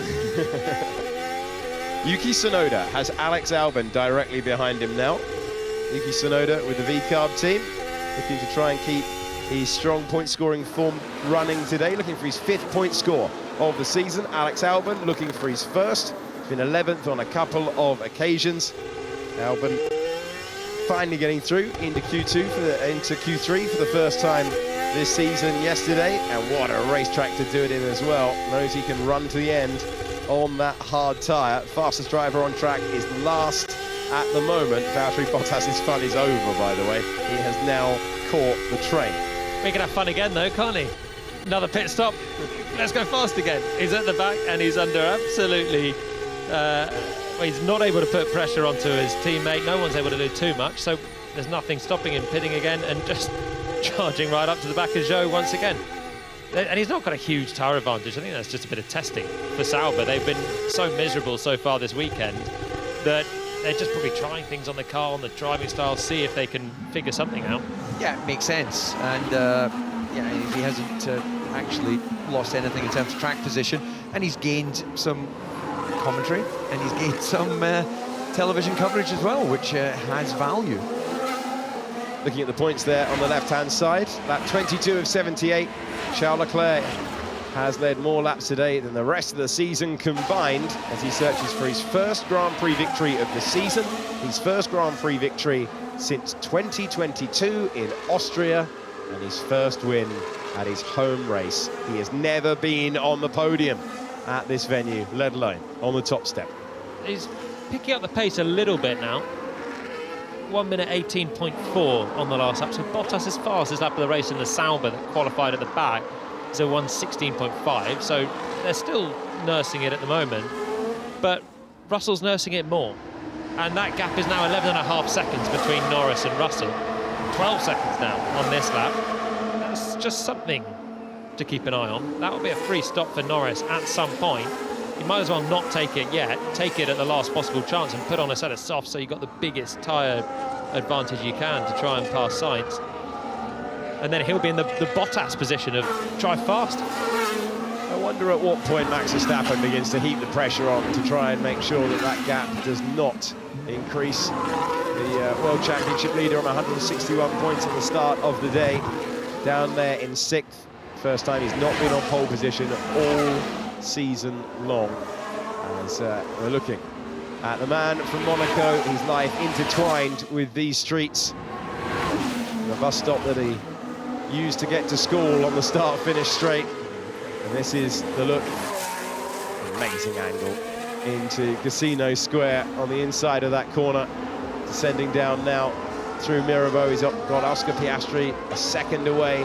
This is the hairpin, started off life as the station hairpin, and they built a hotel there and placed the station further up the hill. This is Portier Most famous moment, Ayrton Senna in the wall there back in 1988, and McLaren running Ayrton Senna's helmet colours this weekend. That's why that McLaren has shifted from papaya to the famous yellow of the great Ayrton Senna. 6-time winner of this Grand Prix, the most of anyone in World Championship history. Yeah, it's a great overhead image, as you were saying about the hairpin, unchanged through the decades of racing here. Some of the other corners have been adapted and opened and tickled a little bit to fit the space as they've reclaimed certain areas of this Grand Prix circuit. But that's the iconic image. It doesn't matter whether it was Fangio or Clark, Hill, you know, right through to Lauda, Senna's, all the great names of the past that have driven round that same angle of tarmac. Yeah, you think back to the old image of Stirling Moss with a hole in the side of the car, one of his most famous victories back in the early 60s. Cooper? Yeah, it was. It was a fantastic image at that very circuit. We've been able to bring you helicopter images in the last couple of years, unlike all the decades before, and it's a great sight. Shows you how much they're dropping down the hill there, shows you the gap. That's George Russell in the silver Mercedes, and that is what 12 seconds looks like. World Championship leader, 3-time world champion Max Verstappen directly behind Russell, the lead Mercedes on the road, and it would be great to see an opportunity for someone to bolt on new rubber and give us some attacking driving. We're on lap 24 of 78. Okay, you've had long enough now, Julian, to come to us with the explanation of what Mercedes are seeing. What is their vision of this strategy? They've got to expect something to happen. It's got to be more than just trying to keep those medium tyres alive. I think it's just that. I think they just want the medium tyres to stay on. We heard Hamilton on the radio saying, I told you guys at the stop, because they started on the hards, and that red flag has meant that they've got to now do the rest of the race on the mediums. If they chew up the mediums, they have to do a pit stop. They're going to be down with Bottas. So you have to just make the mediums work. They've basically waved goodbye to the top 4. A win for Mercedes now is 5th and 7th, and that's what they're gunning for. So at the risk of upsetting people, Lewis was quite vocal after qualifying that he seems to have some performance drops away going into quali, and he's got a different front wing. It feels, and this is the bit that might upset people, it feels to me that that relationship now is, there's respect, they're all working hard to try and get the best results they can between now and the end of the year, but it does feel that mentally he has moved on. Yeah, there's a few telling moments in conversations down in the media pen. There was one yesterday, wasn't there, where he was saying he wasn't expecting to be ahead of George Russell in qualifying, then didn't back it up with an answer. That has been the most successful partnership in terms of wins that we've seen in Formula One. It's been incredible for Hamilton and Mercedes, but all good things come to an end, and obviously the team are going to phase him out of all of the technical briefings as he goes through, because he's heading to Ferrari to replace Carlos Sainz. And yeah, long way to go though in the season for it to be like that at the moment. It was the spikiest answer he's given, saying, I'm not expecting to be ahead of George again in qualifying. And you think, well, why not? What are you feeling that Mercedes are doing against you at this point? There's an upgrade that's on Russell's car this weekend that's not on Hamilton. So that's the sort of thing when you upgrade one car and not the other. McLaren have done it with Norris getting the upgrade in Miami, and Piastri had to wait. Hamilton will get the upgrade, but he is kind of the lesser preferred driver now, because naturally he's chosen to leave the team, so they have to put their weight behind George Russell. But it is just, it's the first time he's voiced it, and ever since Bahrain, so you're wondering, when a driver announces that they're going to go to a team for the year after, how much are you staying your head in the game with that team, particularly when Mercedes is still adrift of the top 3 teams. And yeah, since Bahrain he's been saying, I'm still with Mercedes, it's a great partnership, we want to go out on a high. But I'm with you, DC. I think it was interesting that he was, for the first time, just feeling like I think he's being let down by his team. Yeah, I don't recall in any of my contracts a clause that specifically said that you couldn't go and meet with the team you were going to drive in the future. You know, yeah. there's for engineers, they're obviously, they get their laptops taken off them, but you can't undo what they've learned in their mind, and they can walk out of the building and join another team, even with gardening leave, with all of that knowledge in their head. So it's possible for Lewis and anyone else who's moving teams next year to be going and spending time with those engineers socially, extracting information on what their future holds and sharing information from what he knows right now. So it's natural then that Mercedes would start to ice him out of that team, because whatever's going on, Ferrari maybe wouldn't learn too many of the positives at Mercedes, but there'll be different approaches that they can take, and certainly things in the pipeline as well, and 2026 regulations that everyone's thinking about as well. So it's natural now. You want to protect your IP. Yeah, and I always wanted to take an engineer with me from the team that I was leaving. So from Williams to McLaren, I did that. McLaren into Red Bull, because they have the technical knowledge. You know, I'm not an engineer. I was lucky enough to work with some of the best designers and bright men and women that create these cars and operate these cars. But they had that you know, academic skill and knowledge and mindset to carry the information, and there was nothing against that. I assume that Lewis might want to take someone from Mercedes to Ferrari. Yeah, interesting to see whether he's able to do that, or whether various non-compete clauses mean that he's unable to take anyone from the Silver Arrows to the Scuderia.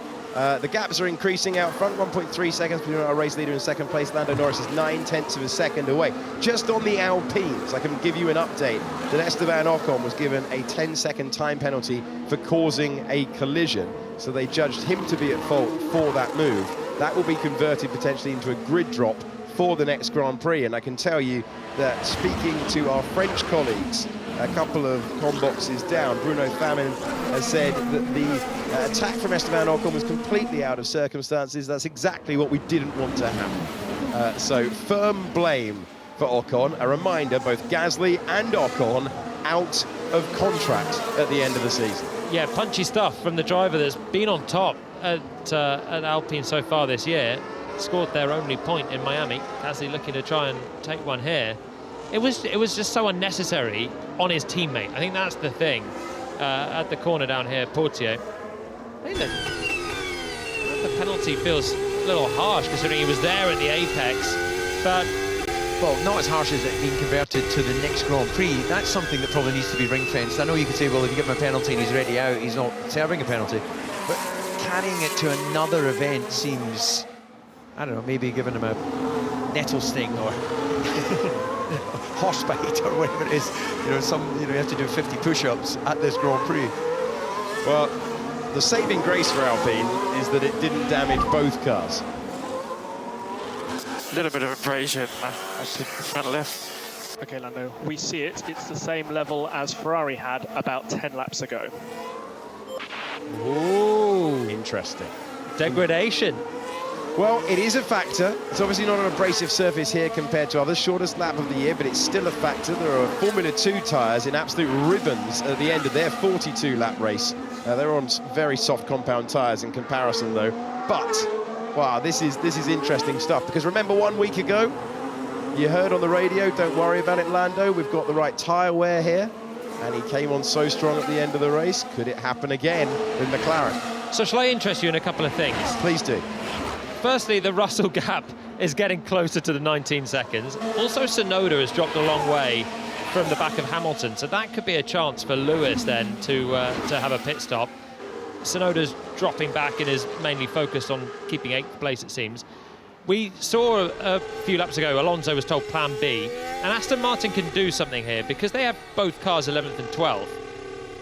They are now giving up Alonso's race to get a big gap to Stroll. So Stroll can have a pit stop and go and attack Gasly. And that's why we've just seen a load of cars crawling over the back of Fernando Alonso. You can see Ricciardo's still 3/10 back from Fernando, who's back in that go slow mode, which he does so well around here on occasion. And he is now playing a team role for Stroll. And Stroll at some point will have a pit stop gap, and he can go and attack Gasly for that point on a medium tyre that will be a bit fragile. We might get a chance of an overtake. Just watching the onboard there and of the Williams driving so slowly, it has to be said, through Casino Square. And Lando, we see the first signs of front left graining on sight. Just abrasion for you. I think that's a nice radio message to hear. Would you want to hear that if you're... Loving it. Yeah, that tells you there may be a weakness on the competitor ahead. Just being kept informed and kept motivated, because otherwise you're in a bit of a trance. You've done 30 laps around this place. It's never ending, and you're just in the rhythm, a little bit quicker, a little bit slower, following a Ferrari round, but you've got to see some light at the end of the tunnel to keep pushing and keep the pressure up. Yeah, because it's not enough to be young, handsome, multi-millionaire Grand Prix driver. You need that little something to keep you motivated. But yeah, look, all these teams have got so much information, so much data available, not only on themselves, but as has just been introduced there by the engineer at McLaren, on their competitors. And you've got to feel that Lando's just sitting back, watching the action, managing his tyres, and kissing the barrier as well, just to keep himself awake by the looks of it. It's still one of the hardest tests in Formula One. It can come undone just in an instant. Lando Norris brushing past the wall. There's still a long way to go in this Grand Prix. It could yet change. Yeah, and in the circumstance of where we are right now, 1 centimetre is close. If that was qualifying, you'd go, margin for error. Lap after lap after lap, the fuel burning off. These hugely impressive cars.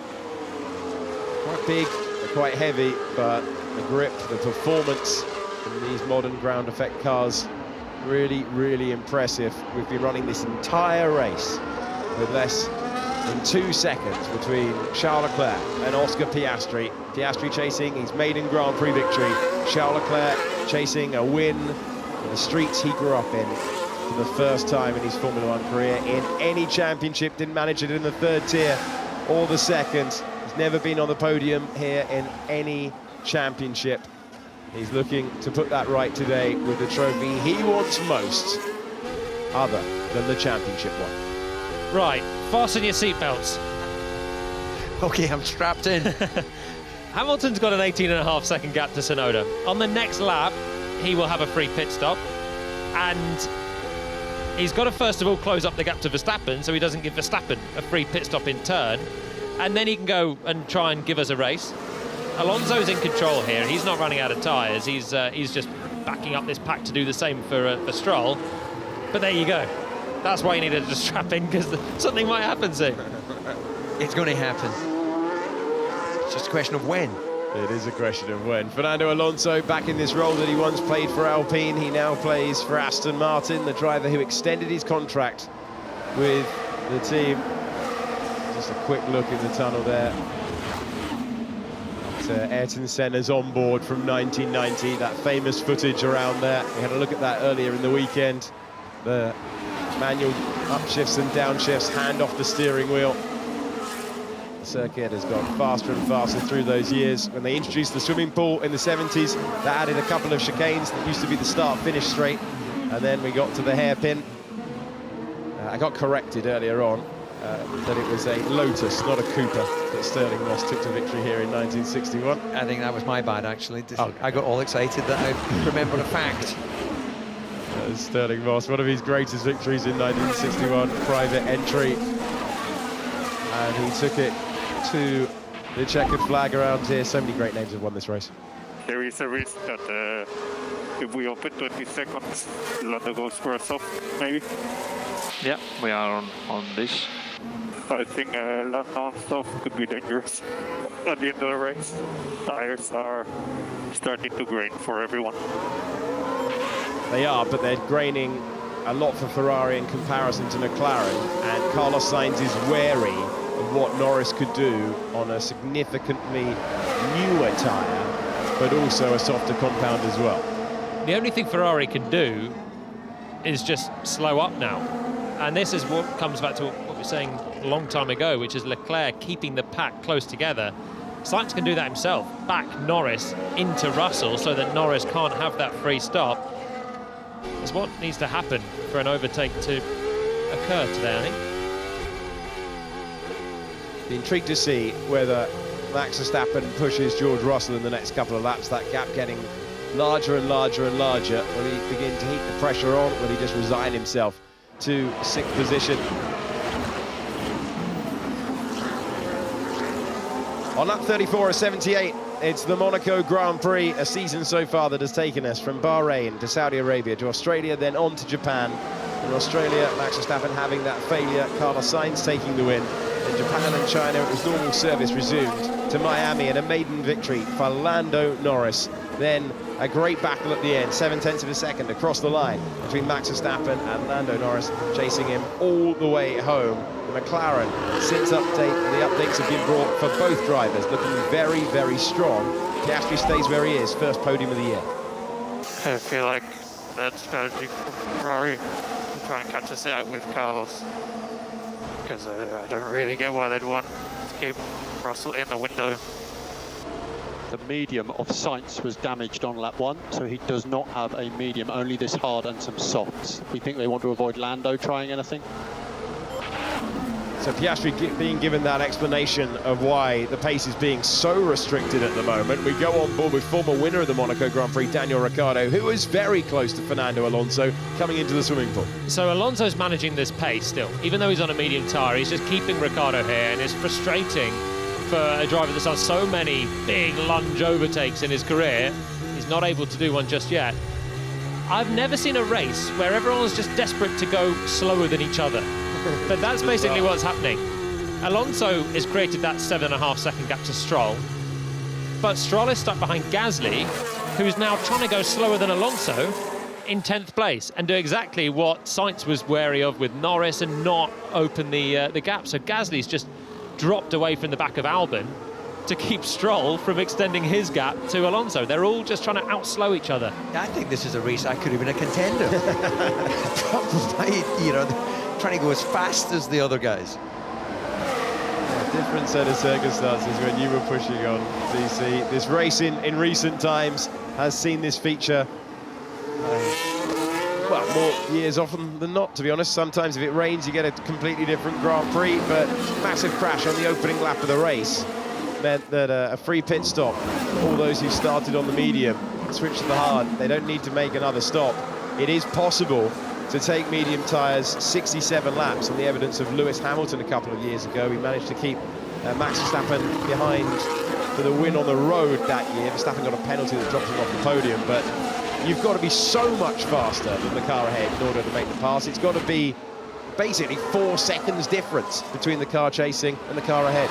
So Tsunoda's just done his personal best lap of the race, which was 6/10 quicker than Hamilton. That is the only gap at the moment that has a free pit stop. Russell's getting close to giving Norris that right now, only 3 seconds more that Norris needs. But it's also in Tsunoda's interest, probably, at this stage, just to give Hamilton the free stop, because he's in 8th. He's not going to overtake the Mercedes, but you might as well give the Mercedes a chance to go and overtake Verstappen and hope that something happens with that, and one of them has a puncture or a bit of damage, or it rules one of them out and you get an extra place. I think that's a good point, actually, and that's the only thing, just thinking further ahead to Russell, as they toy with that gap at 16.5 seconds. Are they actually hoping that if it triggered something up front, it might create an opportunity for them? Can they then pounce with some, you know, instead of Norris getting a big outlap on a medium tyre, then Russell's got so much in hand he thinks he'll be able to cover it. Yeah, probably Russell's best chance now of moving anything better than 5th is to let Norris go and attack Sainz. The way to do that is to drop back, give Norris a free pit stop, and then Russell's best chance of finishing 4th is that Norris tangles with Sainz and maybe they even get a podium. Without that, if they're just driving around, then he's going to be 5th. You're looking at Charles Leclerc. He's the leader of the Grand Prix by a second from Oscar Piastri. Piastri, a couple of podiums to his name in Formula One. A sprint race victory, which he secured in Qatar last year, but not the main event, not the Grand Prix. That's what he wants. He's only in his 2nd season. And the gap is 0.8 of a second to Charles Leclerc, who will be ticking off these laps. There's still a long way to go here. It's only 38 of 78. We are looking further down the order for our intrigue and our interest. Is anyone going to pull the trigger on a stop soon? Yeah, and as we wait for someone to do that, looking out the commentary box, just seen Checo Perez leave the Red Bull engineering office. He's walking his way down the side of the pit lane to Rascasse, so if any of our listeners are autograph hunters, you've got a small window of opportunity to catch him on the other side of the Rascasse tunnel as he makes his way back to the energy station.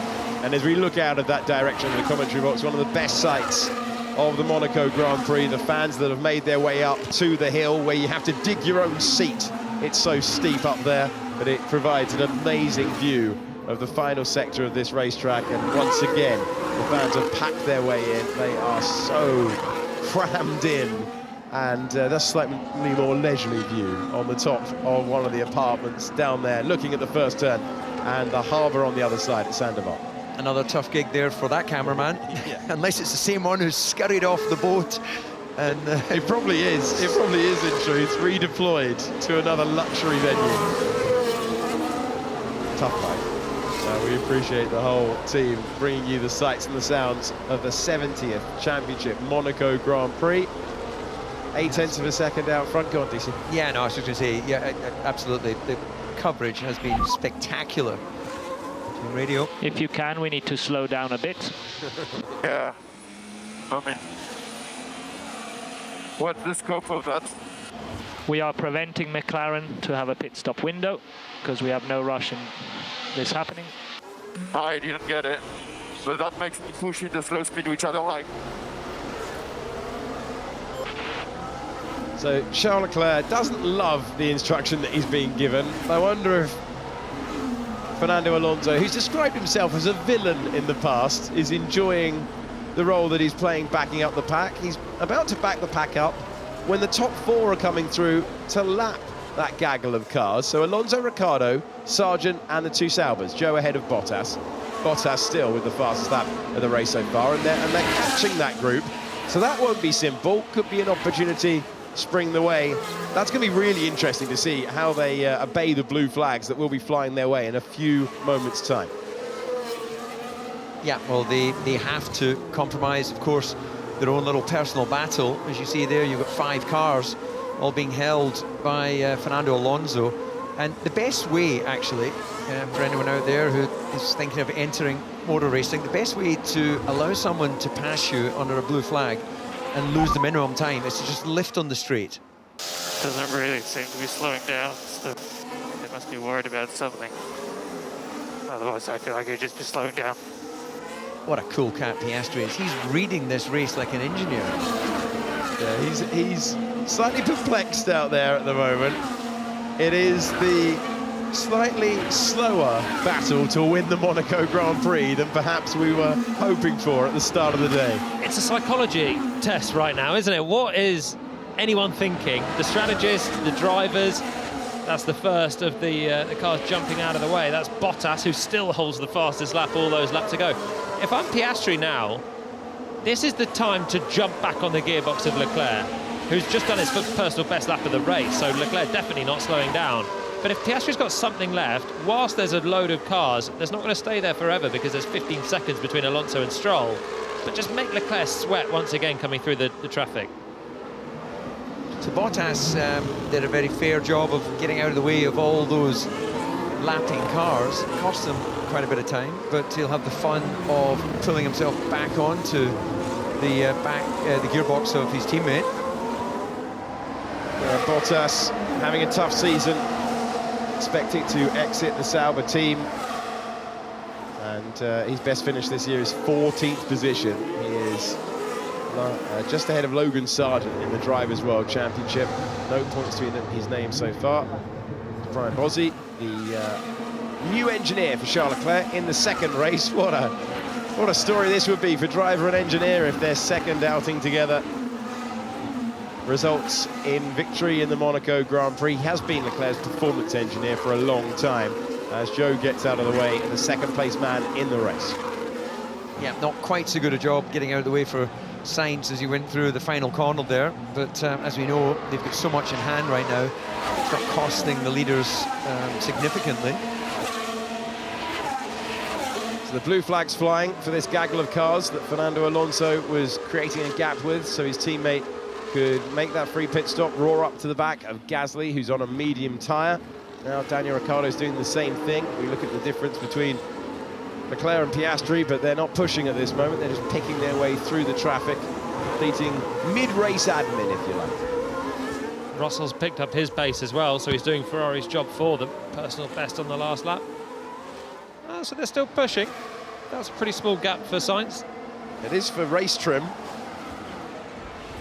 Yeah, I think that might have just, he'll have felt that through the steering, and that would be a little concentration wake up.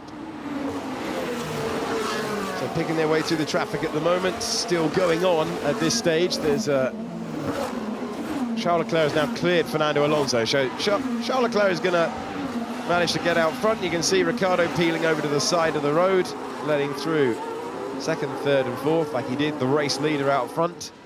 And Fernando Alonso is going to do the same thing.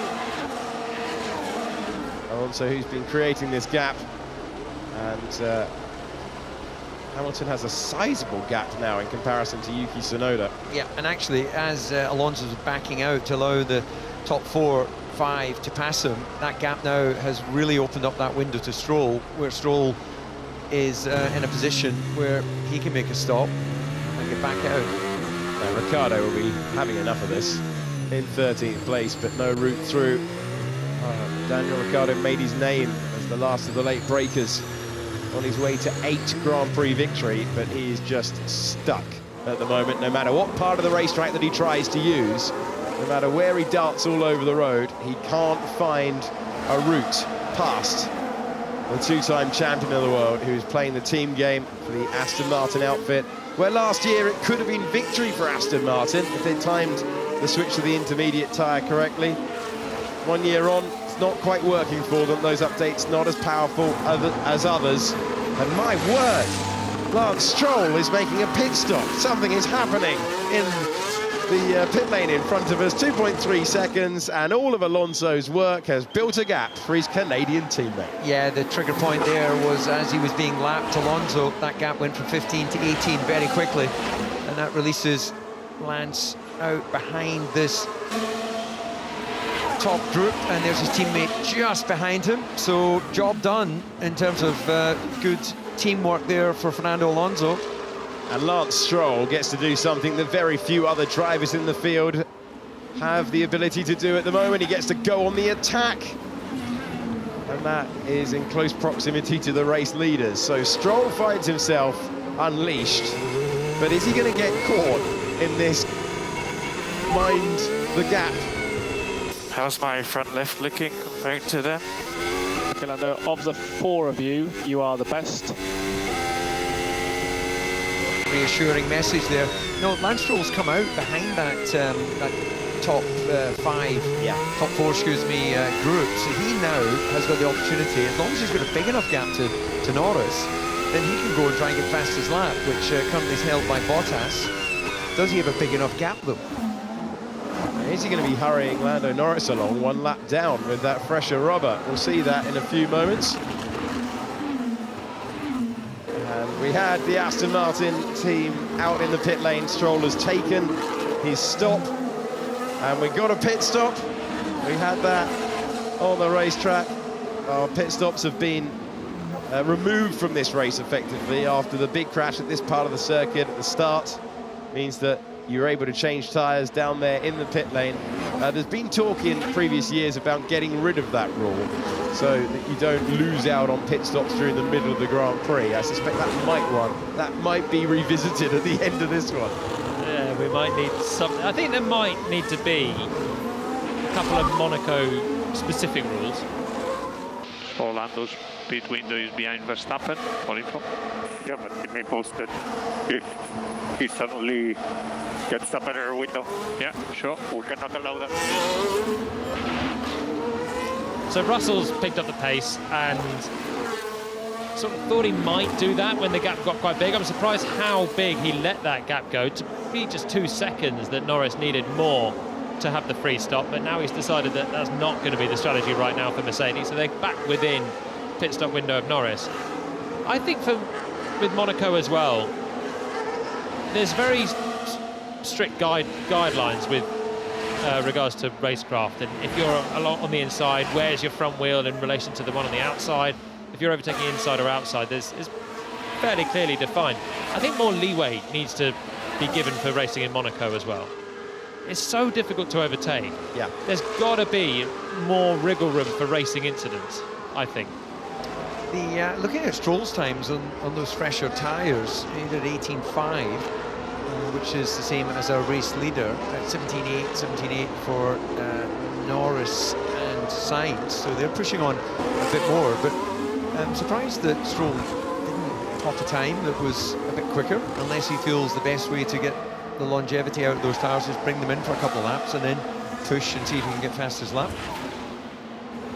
He's got to catch Gasly, and then he wants to have the biggest tyre advantage he can possibly have when he gets to Gasly. So when Stroll pitted, the first thing to do is to make sure that you do a quick enough outlap that you basically undercut him immediately.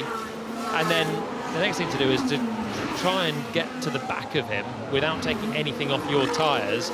And so I think that's what he's trying to do. The pace is still nothing sensational from Lance right now, but he's used that free stop. And he'll mooch up to the back of Gasly and at some point in the next 31 laps launch an attack. It's an expression I haven't heard for quite some time. Mooching, actually. Yeah, we look forward to that as we progress through the Monaco Grand Prix. Top 4 in close proximity, but no one able to shape for an overtake. Everyone managing the pace as they make their way through. Lando Norris 0.7 of a second away from his old teammate Carlos Sainz in 3rd, Norris in 4th. Hamilton's going to do the same at some point. He's got that in his pocket, a free stop. He just doesn't want to take it too soon because he's in the same position as Stroll. He'll use his tyres and have quite a long way to go. So he wants to just put on the tyres at the later point, still to catch Verstappen once he pits, but at a later point, so he hasn't got to do 30 laps on that set. He can chuck on a set of softs probably in 10 laps time, and again just cruise up to the back of Verstappen. Mercedes can even use Russell to slow Verstappen again. It's going to be really frustrating, I think, for Max at some point. And Mercedes have basically got 2 cars to try and do what they like to outmaneuver him with Lewis. I'm surprised we haven't heard more from Verstappen and Hamilton. You know, Verstappen in this unusual position, running around in 6th place. Not far behind Russell, clearly being held.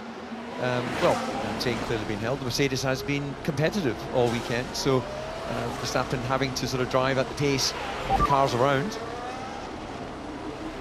Just for your info, I think you have around... I mean, do you want to know the margin? No, Charles, we're not interested, we know. You said no, right? No, we are not interested. Don't say it. That's rude. Sorry. He's having fun, isn't he? He was going to say that I can go a second quicker, 2 seconds quicker. They don't want to give that information away. It's the right thing for Brian to say on the radio. Don't say how quickly you can go. Don't publicise what this race could turn into. Race 2 of them working together. I can do it. Actually, do you want me to tell you? No. No, don't say it to the entire world watching the Monaco Grand Prix.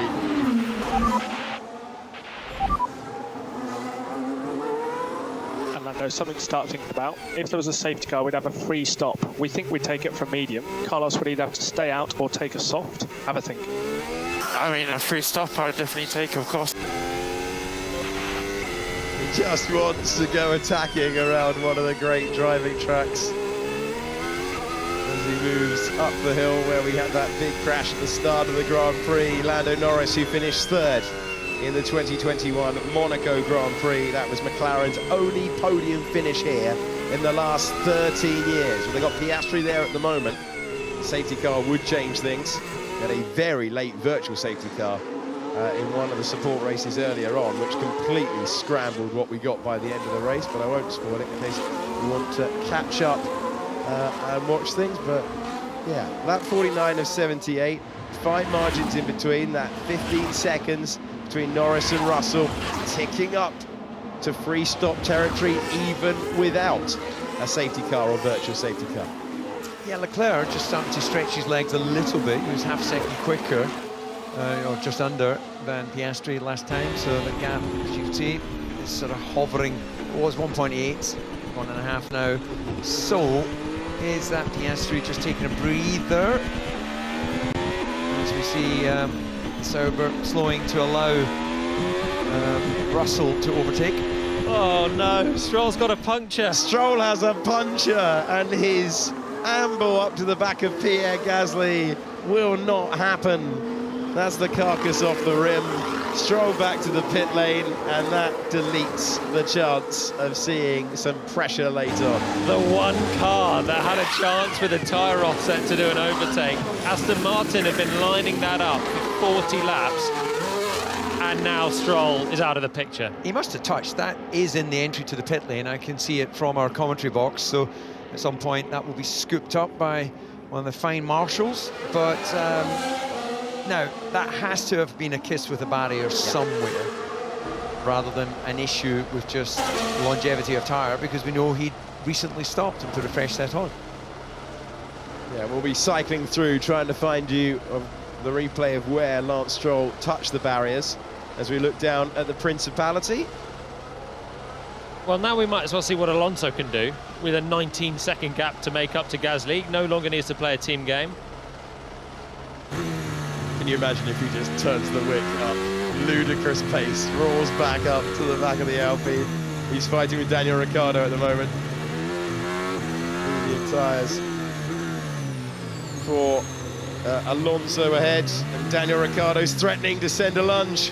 Hamilton's closed right to the back of Verstappen, so as Stroll is out of the picture for an overtake, Hamilton's soon going to make his pit stop, and that'll be our next chance of an overtake.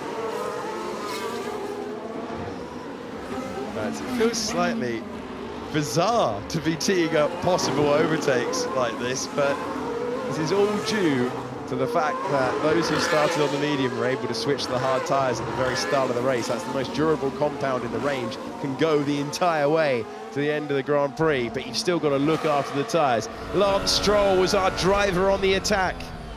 This is what happens to him. He's clobbered the inside apex wall of the Nouvelle chicane. Just the tiniest of taps, but it was enough to push that tyre sidewall off the rim, and that's the concentration of Monaco. Yeah, that moment can come when you least expect it. It is worth saying, this is going to be a hugely emotional, hugely significant day in Charles Leclerc's life. His entire racing career has been built to winning this Grand Prix. He's had such heartbreak here. They got the run plan wrong in qualifying in 2019. We'll revisit that later in the race, because it's time for a pit stop battle between Red Bull, between Mercedes. Lewis Hamilton comes in as we look at the leaders on track, but it's Lewis Hamilton in the pit lane. And back into the race he goes. Hard tyre on the car, and he will try and put the pressure on Verstappen and Russell directly ahead. That was a slightly compromised entry to his box, because the Red Bull team were out in the pit lane, and normally there's a bit of an etiquette. If you're not pitting, there will be someone there holding the air gun lines back, but they were out on their knees, so he had to really work his way into the pit box. So they were trying to compromise Hamilton's stop as much as possible. Verstappen on this lap has done the fastest first sector of the race, but he's glued to the back of Russell, who has to drive slowly. Otherwise, Verstappen will have the free pit stop, which he does at this point, and that's why Red Bull wanted to compromise Hamilton, because if Hamilton doesn't do a really decent outlap here, Max will just cover him off, and then Russell's going to be the driver suffering the pressure in the last 26. So really important potential in-lap, and it will be an in-lap for Max Verstappen. Here come the Red Bull crew out into the pit lane to receive their driver, who will be pushing on. It's personal best territory for the world champion at the moment. Nice clean entry to the box, no compromise for him. Let's see if they do the normal slick work. He hits his marks.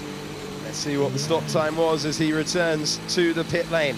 Max Verstappen getting a 2.1 second stop.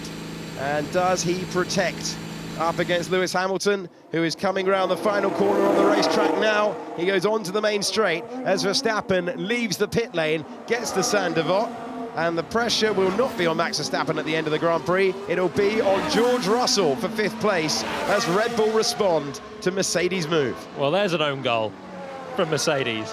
The definition of wanted to try and attack Verstappen. Instead, they've spent 53 laps with Russell going so slowly, And now they're going to have Verstappen charging up to the back of him. They were so desperate to protect this 5th place. They've just given Verstappen a golden opportunity to go and chase it. Really poor teamwork from Mercedes. It's Valtteri Bottas, driver in 13th position. And he's in 13th position because he's going to go to the inside. And we've got an overtake at Monaco. Valtteri Bottas gets by. He's past Logan Sargent at Mirabeau. What a move. Best of the race. Absolutely excellent, and great to see that you can still reach the high notes there, Alex. I thought you'd started to go all as a baritone for the majority of it. Why didn't you tell me that was critical? Yeah, it's not a happy place at the moment. Should have been obvious. Yeah, should have been obvious. Everyone else is trying to work out the strategy from the car. You know you've got a free pit stop. You know that if you don't go for a quick outlap, the guy ahead's going to have a free pit stop as well. It's the one known. It's the one known. Pit stop, fresh tyres. Not saying you have to drive a quali lap, but you've got to extract performance because you just don't know what's happening around you. Lewis isn't a rookie, but that was a rookie error. Okay, lap 54 of 78. Charles Leclerc continues to lead the Grand Prix and will be counting down the laps now. Doesn't need to make a stop. He's got Oscar Piastri on the same tyre directly behind him. He will turn the wick up at the end. You can make no mistake about that. Piastri will harry the Monegasque driver with everything that he's got towards the end. How much tyre he will have will be a personal point at that stage of the race. Sainz in 3rd, head of Norris. Norris has been constantly told that his tyre wear is the best of the 4, but he's got the worst track position. As you can see, the Williams getting out of the way and the leaders coming through. Norris now has a free pit stop on Russell as well, who doesn't only have to worry about those ahead, he's got to worry about Verstappen charging up behind very quickly with the fastest lap. So now Norris will get the luxury of a free pit stop on the next lap, and that'll give us a fight for a podium.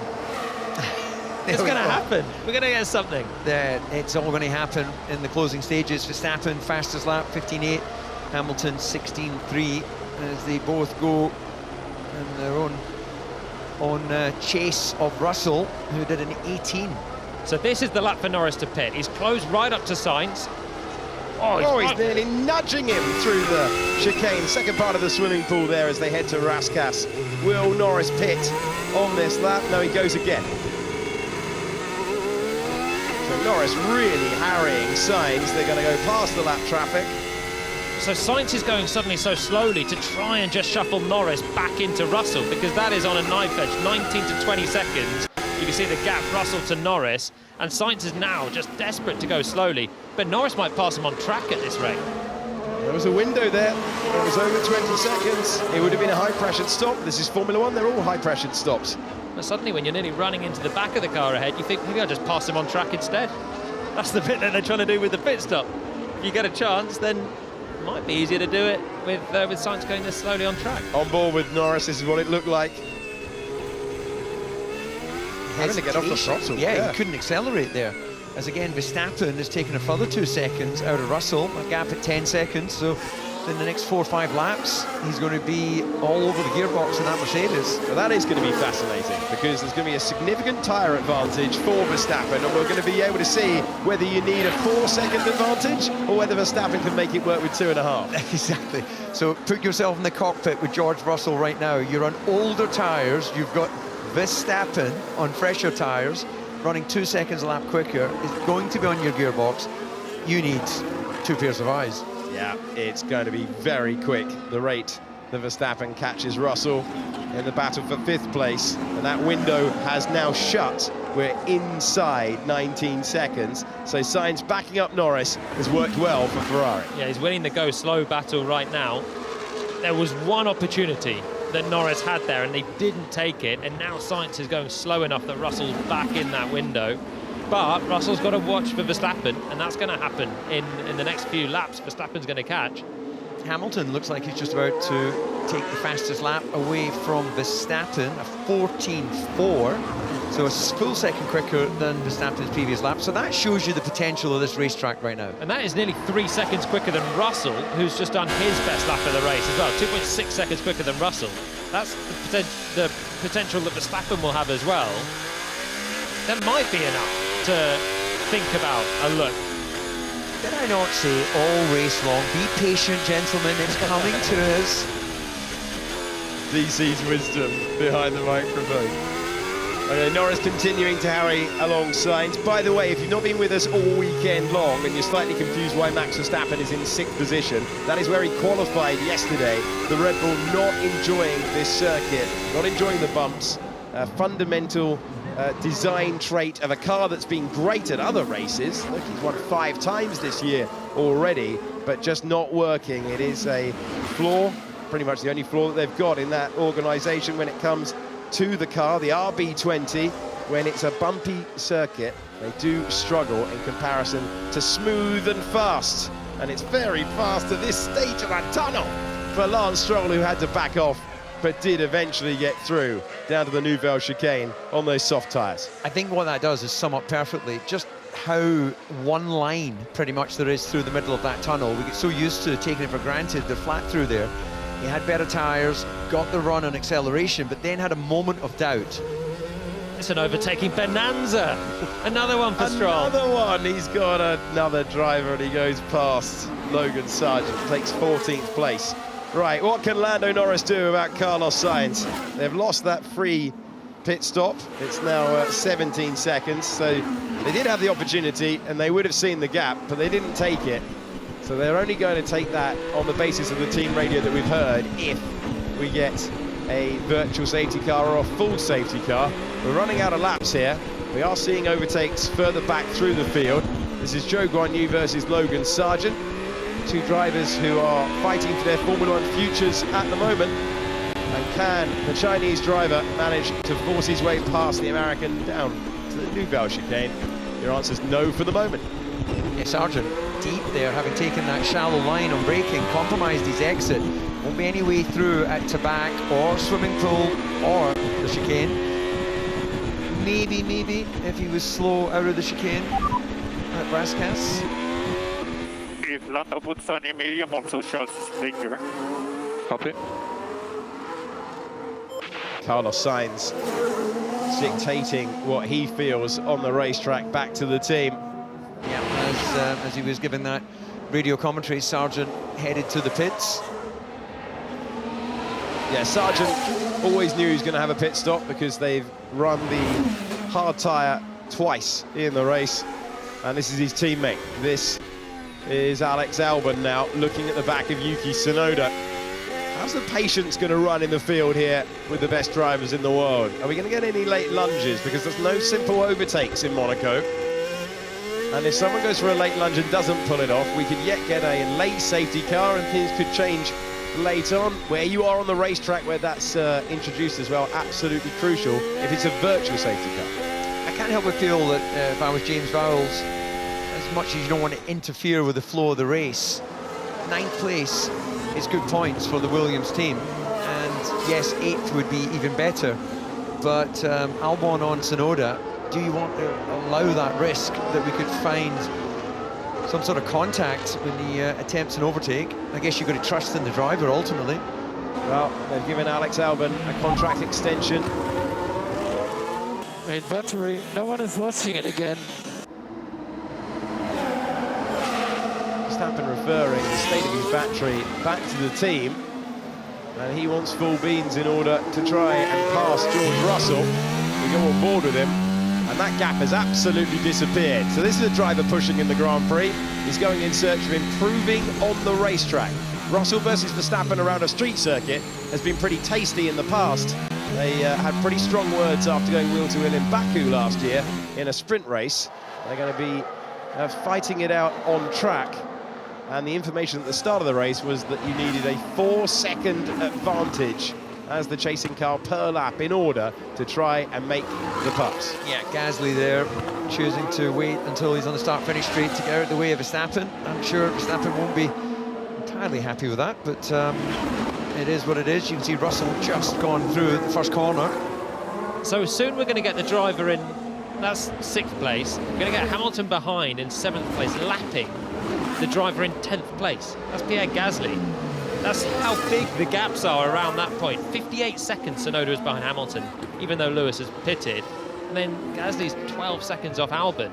Just in those few positions, you've got almost an entire lap. Well, the holding and the waiting is over. It's maximum attack in the last couple of laps from Max Verstappen. He knows he's not going to claim a third Monaco Grand Prix victory today as they go through the tunnel. That's what it looks like on top. And now on the exit down to the Nouvelle chicane.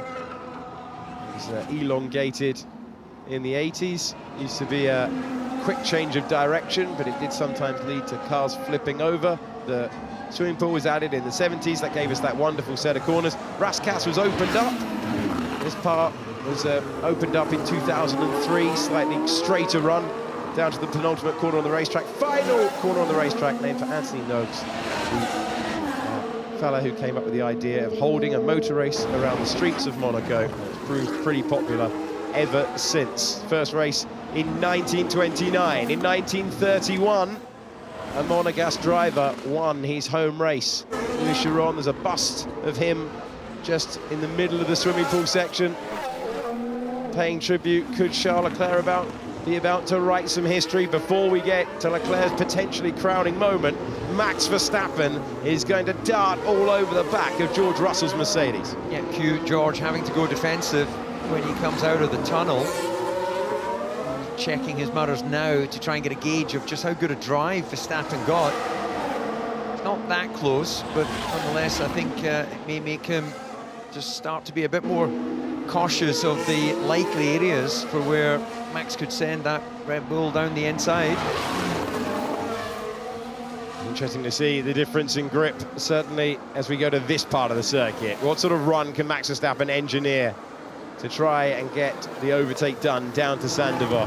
I think the best that Russell can hope for is some defensive driving that allows Hamilton to come up onto the back of Verstappen. That gap is just, as you saw there, just under 7 seconds. So we'll see Hamilton appearing in the back of shot.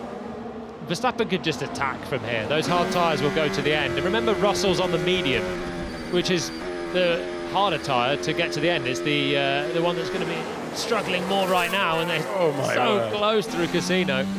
Such a great shot from our camera operator down at Casino. This is the other opportunity that's clear-cut. Can you put the pressure on, descending down now to Portier corner, and then get that run on the rubber? So you're always waiting. You're a car length behind the driver getting on the throttle, and even though George Russell is on race-long medium tyres, he's got enough to stay ahead for the moment. So I guess strategically, George can work on where he deploys. He can be conservative in the areas where he knows there's no chance that Max will be able to find a way past, and then really focused on getting that exit out of Portier into the tunnel. A couple of back markers here for them to come through. That's now Tsunoda and Albon still fighting it out, so they're 8th and 9th being lapped by 5th and 6th. And Albon jumping out of the way. I wondered where he'd gone. He jumped out of the way of those two. Now, can Albon get any sort of run on Yuki Tsunoda, who feathered out on the throttle? Lewis Hamilton has just done a 1:14.1. It's the fastest lap of the race. This is where Verstappen just has so much more grip than Russell, but there's no easy overtaking opportunity at any point in the circuit, certainly not there. Yeah, he's going to be very soon on the rear end of Max. He's just there behind the battle between Tsunoda and Albon. He'll get out of the way and release him on his charge. Russell's still keeping the pace up enough, even though he's under this pressure. He's not having to defend. He's just on a personal best lap of the race, so his tyres are still okay. And the gap to Norris isn't opening up at all either. So Sainz will be happy with that in 3rd place. Norris doesn't have the free stop, and Russell right now has just got to absorb this pressure and keep his pace up.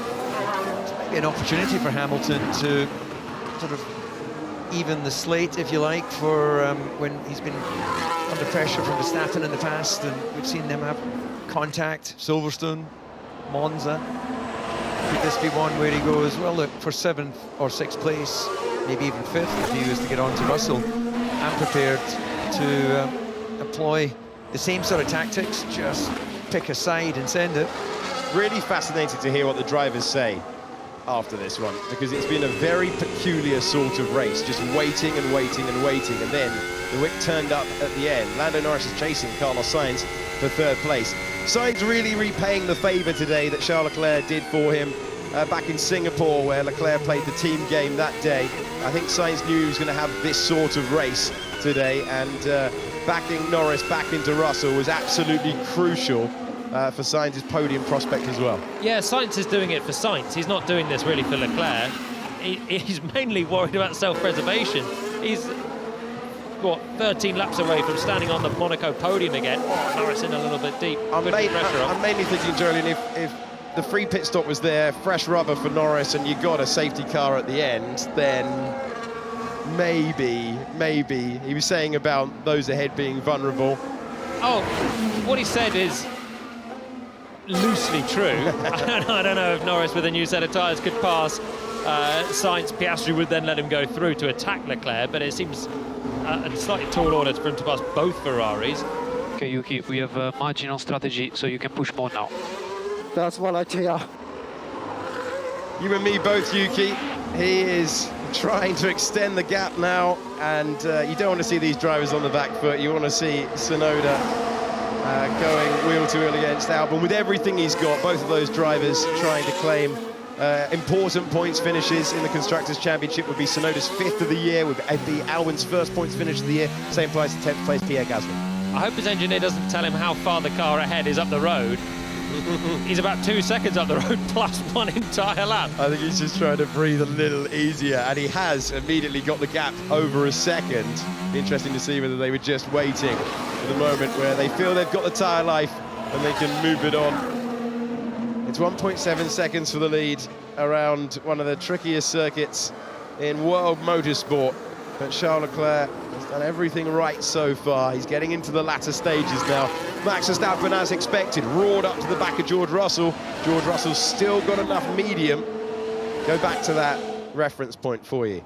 The driver chasing has got to be 4 seconds a lap faster than the car ahead to be in a window to make the overtake. Yeah, it's difficult as a season as it's been for Mercedes. They are in this position, 5th, 6th, 7th, with the world champion and majority race winner in between them. They have had generally better pace here on this, you know, the peculiarities of Monaco, short lap, more sort of dependence on confidence from the car and the driver and the mechanical side of the car rather than outright downforce. Verstappen still 0.8 of a second away. Here is Charles Leclerc, who began his motorsport dream on these streets.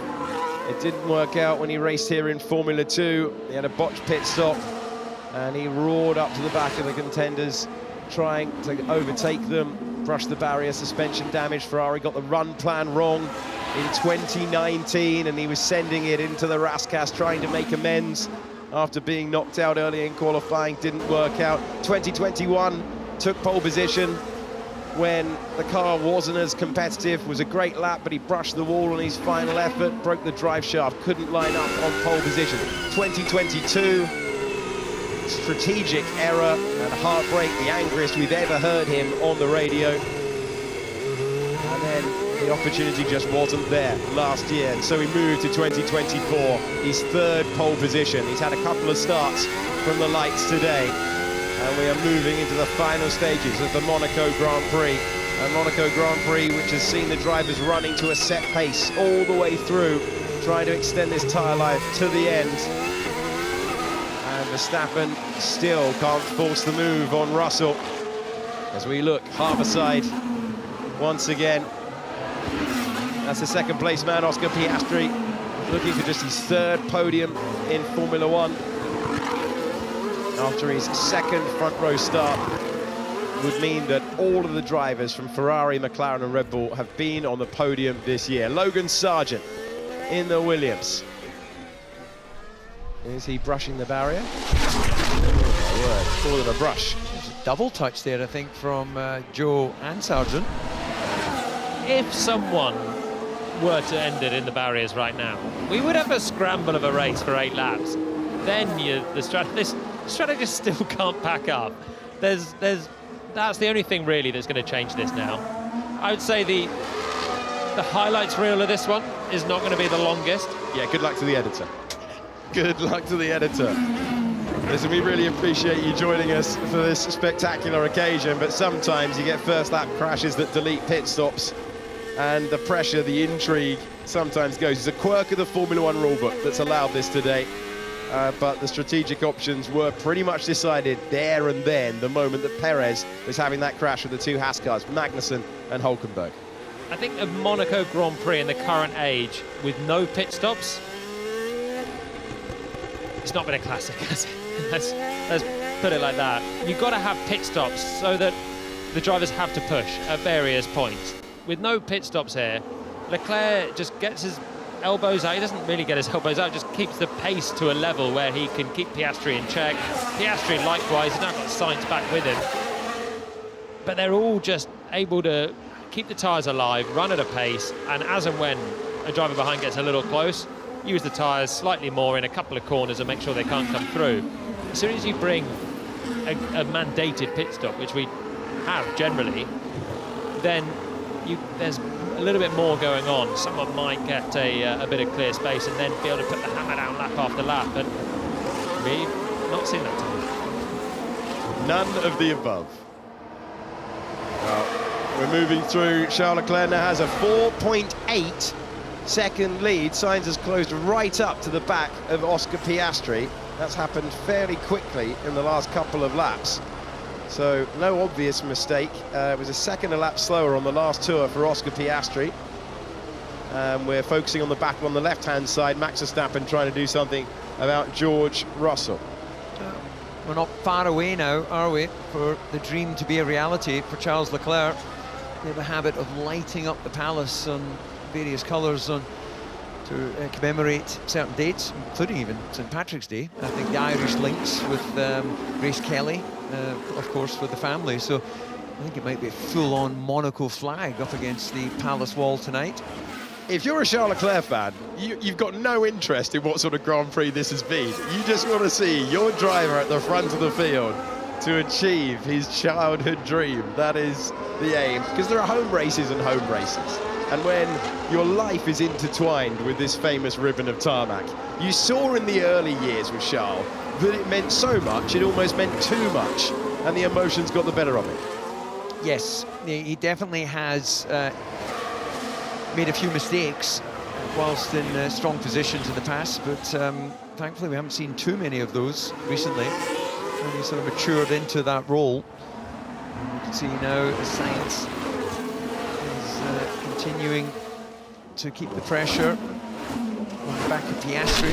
Meanwhile, race fans out there on the harbour, update on driver movements. Kevin Magnussen about to come over the bridge over from Raskas with Mick Schumacher, who ran down to walk with him. So they're obviously buddies. Former teammates, aren't they? At Haas, having a catch-up. We're riding on board with the second Ferrari in the race, third in the Grand Prix. Carlos Sainz looking for his third Monaco podium. The man from Madrid chasing the man from Melbourne. This would be a special one for Oscar Piastri, looking to add to his collection of Formula One podiums for McLaren Mercedes. 23 years of age, the Australian driver, and he's been there on a couple of occasions in Japan and in Qatar. How he would love to add another trophy to the collection today. Interesting that Leclerc really sort of gave himself a bit of an opportunity to push on, a 15-1 versus 17-1 for Piastri. So he pulled 2 seconds on that last lap alone, and you can see that nice little sandwich there, a Ferrari sandwich. And we've got Piastri, Sainz, and then Norris. Wondering, well, if Sainz had a go and it didn't work out, it could be a bit of an opportunity for me to pop onto the podium. Yeah, Norris will be desperate to get there again. It will be his second visit to the podium in Formula One. We're getting closer to the end now. There's wonderful pictures of our race leader snaking his way to the left-hand side of the Opera House and then into Casino Square. Further back, we look at his teammate chasing down, giving it everything, trying to force the error from Oscar Piastri. Piastri, who earned this position in qualifying yesterday. Piastri had the situation where if he put all of his best sectors together, he would have been on pole yesterday, but that is the challenge of this famous old circuit. Joe's in the pit lane for a stop to have a bit of fun at the end of this one. Hamilton's got the bonus point for fastest lap as it stands. He's 1.5 seconds away from Max Verstappen. Max Verstappen's been glued to George Russell at 0.8 of a second ever since he caught him. At no stage has he been able to force any dart left or right.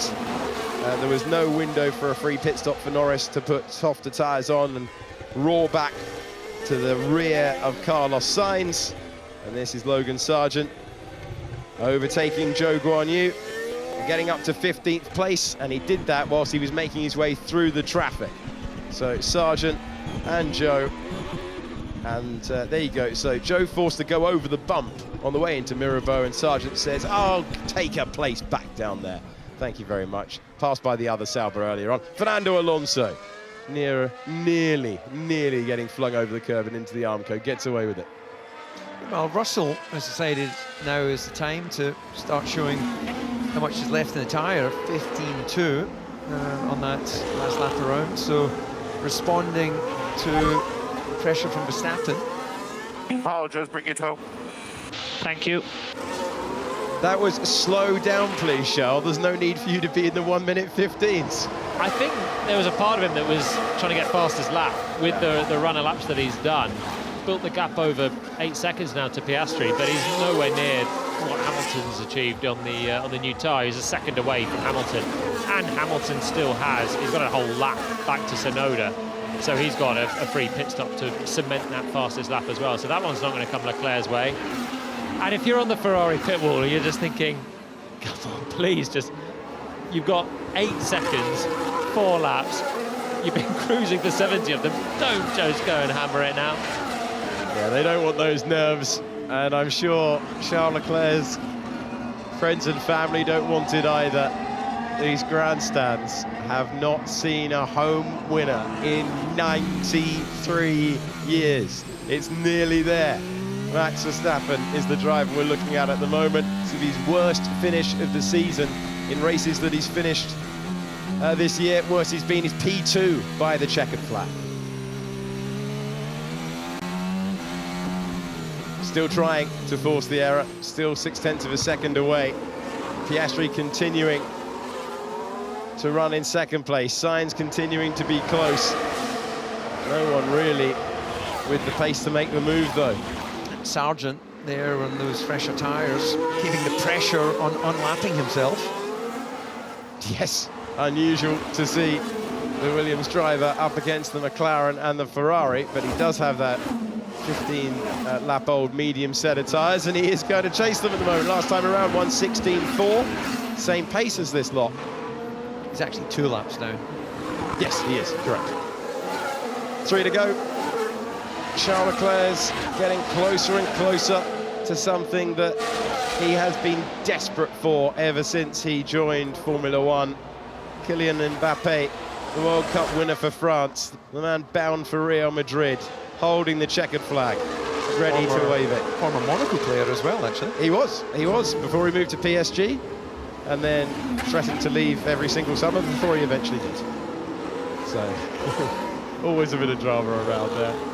And it's not been a race of many overtakes, it's not been a race to remark for much. There's Alexandra, Charles Leclerc's partner, looking on. And you've got to put this in the context of a career, because I'm not going to tell you it's been an epic race, because it's not been. But it's some story for Charles Leclerc, who is making his way through to the penultimate tour of the race. He's had such heartbreak here in the past. He's always been rapid here. This is his 3rd pole position, but this looks like it's finally going to be the day. This must have felt like the longest race ever for Charles Leclerc. Pole here a couple of times. He's had a lot of bad luck around this place. He's never stood on the podium, and he's been on it. To be fair, he has been the man to beat all weekend. Pole position, it seemed like he was a shoo-in for it, but Piastri made it a fight. Verstappen even got quite close before hitting the barriers, and he did have to really work for it yesterday in qualifying. And we know if you qualify on pole around here, you have such an opportunity to win. but just grinding around for 76 laps, some of it with the McLaren in your mirrors. This is such a long one stint that he's going to do in this race to win, and with home race, so much support here, so much emotion underneath it as well. You're just thinking, just come on, just tick down the laps, let's find this checker flag. If Mbappe waved it early, I'm sure he wouldn't mind. Well, that wouldn't be the first time a checker flag's been waved early in Monaco, and stopped Senna getting his first victory back in the Tolman days. But yeah, with the gap he has, surely nothing can stop him now. He's going to be joined up there by his teammate, who's Mr. Consistent in terms of podiums. He is indeed. It's going to be back there once again. David, you've been in this position to go on to the 78th lap of the Monaco Grand Prix in the lead. Tell us the feeling. You are leaving extra margin at every apex, every exit. You are listening to every squeak, rattle, any noise that sounds a bit different, just willing the car. The reliability of these modern machines is so much better than the era that I raced, so surely nothing can get in the way other than a mistake. And well, that's a pretty tentative drive through. It almost looks like a cooling down lap, and understandably so, as he heads towards what is going to be a hugely emotional victory in Monte Carlo. This is going to be special stuff for Charles Leclerc. His career was finished without the intervention of the late Jules Bianchi, who said to Ferrari, you've got to take this guy. You've got to make sure that he gets to Formula One. And what a gift that was to give. In 2017, Charles Leclerc lost his father, and in his final days, he told his father a white lie, that he'd made it to Formula One, that he'd signed the contract. It wasn't true then, but his driving has made it true now. And look what he's done with the opportunity. The grandstands he saw built as a kid growing up now rise for him. And for the first time in 93 years, this fabled race is won by one of their own. Charles Leclerc wins the Monaco Grand Prix to achieve his dream. Victory in his home race. Well done, Charles Leclerc. It's mission accomplished, destiny fulfilled. You've got that one forever. Piastri comes home for his first podium of the season. Carlos Sainz will climb on the rostrum here for the third time in his Formula One career. Lando Norris, all of that chasing, but it got him to fourth. He's done it at last. No more talk of curses. No more talk of what might be. The Prince is about to receive the new King of the Streets. His name, Charles Leclerc, the winner of his home race at last. And he now completes a victory lap, going past the balcony where he first watched the Grand Prix, going past his old school bus stop. We won it! Finally! Yes! Yes! Yes! Yes! Yes! Yes! You think he's happy? Brilliant day for Charles, brilliant day for Ferrari, and I think a brilliant day for Formula One with this race result. It wasn't a classic, but that is a career's worth of endeavour rewarded. Such a long time coming, and finally he has got the win that he's really, really wanted, and his first win in nearly 2 years as well.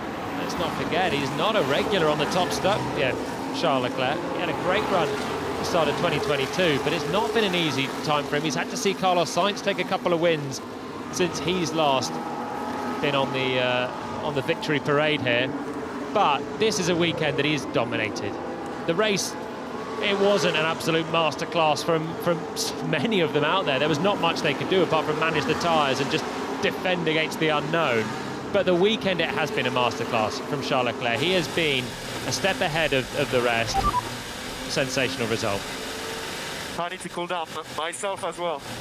Yeah, don't worry. We'll think about that later with some champagne. Tonight is going to be a big night. I think no one's going back home. I didn't understand that. We all stay here. You better stay. I hope Jimmy's is ready. the first Monegasque driver to win the Formula One World Championship Monaco Grand Prix, the second one in event history. When your home race includes memories of waiting with your friends to get on the school bus, when he's looking up at the balcony where he first watched the Grand Prix, that's more than special. That's pure emotion for Charles Leclerc, who, no matter what happens in his Formula One career, will always have this day. Magnificent. Charles Leclerc, congratulations. That is superb. The driver that won the third-tier GP3 championship, the Formula 2 title. He was into Ferrari within a year. It's not been plain sailing. Carlos Sainz has won Grand Prix and he's had to watch on. But as Jolyon and David have said, there was going to be no denying him in 2024. Since first practice, it's looked likely that he would end up in the arms of his team. Would we get a dry race? The answer was yes. And after the red flag, the last thing for him to do was to ace the start. He did, and he's been counting down the laps. An extraordinary celebration and a race of total significance. A 6th career victory for Charles Leclerc, but the one that he valued above all others. And he'll celebrate this one long, long, long into tomorrow.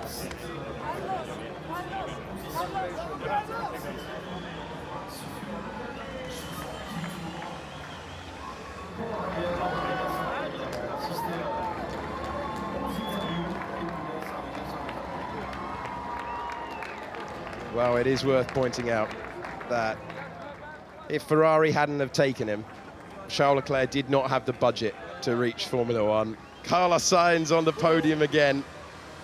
And Leclerc,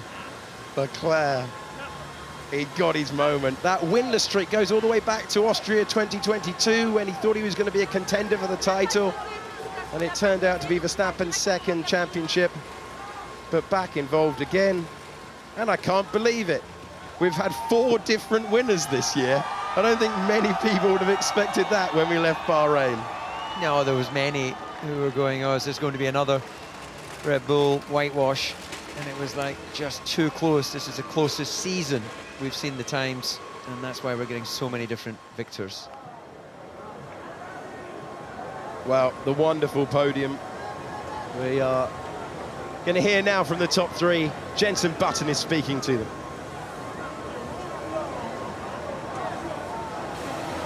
Charles, congratulations. You haven't just won the Monaco Grand Prix, you've won your home Grand Prix. How are you feeling right now? No words can explain that.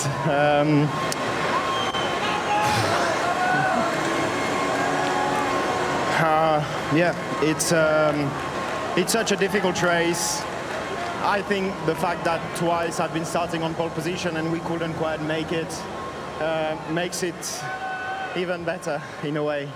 It means a lot, obviously. It's the race that made me dream of becoming a Formula One driver one day. So yeah, it was a difficult race emotionally because already 15 laps to the end, you're just hoping that nothing happens. Already the emotions were coming. I have to say that I was thinking to my dad a lot more than what I thought while driving. Obviously, he's given everything for me to be here. And yeah, it was a dream of ours for me to race here and to win, so it's unbelievable. Everyone always talks about Monaco as being the jewel in the crown, but they also say Saturday, it's the most important day. It's not, is it? I mean, today, there's still a lot of work to do out there on the track. 78 laps, the pressure from behind. You have to be a mathematician when it comes to, deciding how hard to push, how easy to go. It's tough out there. It's really difficult. At first, I thought we had quite a lot of margin, but we knew there was 78 laps to do on the same tires, which was very, very difficult. But yeah, we did a great management of the tires. There was a big part of the race where we had to manage the gap with George, and then in the last 10 laps I could push a bit more, and the car felt amazing. So I just want to thank the team for having done such an incredible work over the last few months, and giving me the opportunity to finally win this race is, again, a very special feeling. Well, when you crossed the finish line, the crowd just erupted, and to see so much support for you here, have you got words for the fans here? Just a huge thank you. The parade laps already were special on the bus, and seeing so many of my friends in the balcony, so many people I know in the balcony, and it was just very, very special. So yeah, this one means a lot, and the support that I've had over the weekend means a huge amount. So thank you so much to everybody. Congratulations. Thank you. Oscar, you have to be happy with that. A podium in Monaco. It's the dream race. Obviously, so close to the win. How was it out there for you? Yeah, tricky race. You know, the pace at the beginning was incredibly slow, and I had one little half look before the tunnel, but yeah, didn't have a small enough car to fit into a gap. So yeah, thanks to the whole team. It's been a great weekend all round, and yeah, nice to finally put a result on the board. I feel like we've been very strong for the last few weekends, but didn't really have the results to show for it. So nice to have a podium, and what better place? Yeah, it was really fun watching you at the first start, having a go at a few places around the lap, and your aggression showed there. And we thought you were going to have a good go, but it didn't quite come off. But it's been a great weekend for you, hasn't it? Does it make you think, oh, those little things in qualifying would have made a big difference? Yeah, I mean, it does. But to be honest, Charles has been mega all weekend, and you know, they've been quick from the very first lap, and I think it would have taken something pretty special in quali to outdo him. The opportunity was almost there, but it would have taken probably the best lap of my life. So I'm happy with P2. A good result for the team again, and yeah, very, very happy. Congrats. Enjoy the celebrations. Thank you. Cheers. Carlos, that must be mixed emotions. After the first start, it looked like it was game over. You got a little lucky being able to start again, and came away with a podium. Yeah, it was a tight one, and obviously a very bad feeling there in lap one that very quickly turned into a very good feeling after getting reinstated at P3. From there on, really, the race pace was good as we expected. It's just impossible to get past through the streets of Monaco, but I'm extremely happy, you know, to see Charles win his home Grand Prix the way he's been driving all weekend, and managed to share this podium with him in P3 is a great feeling for the whole team. I think they all deserve it, and yeah, it looks like we're getting stronger and stronger every weekend. It looked like towards the end of the race you were getting closer to Oscar. I don't know if his tyres started opening up or struggling with them a bit, but you were giving the pressure there. Yeah, once I was sure that Lando behind didn't have a gap to pit for medium and attack me at the end, I focused on doing some fast laps. I went down to the 114s, which was really quick at the time, and I said, okay, maybe I have a chance at putting a bit of pressure on Oscar, and maybe I can get him to do a mistake, because obviously I knew that passing him was impossible. And yeah, we got him under pressure. I saw him lose the rear a couple of times and getting him a bit loose, but it was not enough to pass. Nice work. Thank you. The 2009 world champion, Jenson Button, speaking to Carlos Sainz, Oscar Piastri, who has a third podium in Formula One, and the happiest man in the Principality, Charles Leclerc, who has his team principal directly behind him. Fastest lap of the race went to Lewis Hamilton. That's an extra bonus point for the driver who finished in 7th place. And what an experience for a driver who has seen this circuit constructed when he grew up, had his career saved when the funds had run out, and then has honoured Jules Bianchi and his father, the late Hervé, with running their crash helmet designs at various races in his Formula One career. But win number 6, the sweetest it could be. As he makes his way to what used to be the red carpeted royal steps until recent times. Fred Vasseur. Sometimes they rotate the strike, not Monaco. You're going up for Monaco when it's your team who's won it. Carlos? Mark Webber says well done. Mark Webber knows that feeling on multiple occasions. And there is the driver that Mark Webber manages. So all the drivers of Ferrari, McLaren and Red Bull have been on the podium now. 4 different winners. Let's check in with the cool-down room. Mate, the emotions were coming up 2 laps to the end, and I was struggling to see. How When you were trying, it started 2 laps ago. It started to get there, and I was like, "Fuck, no, Charles, not now." Made the management I was doing at the beginning. Just 1 lap, he was going to send it. Yeah, but we were still pulling away from. That was crazy. Yeah. They were lucky. When I looked on the big screen, I thought like he had a big crash, and I thought it was even bigger. No one crashing doing sideways. Yeah. But at the beginning, we were still pulling away from some people. What happened to the puncture? I must have, like I didn't even feel it on the wheel, on the floor. It went straight away. Like you see a tire was destroyed.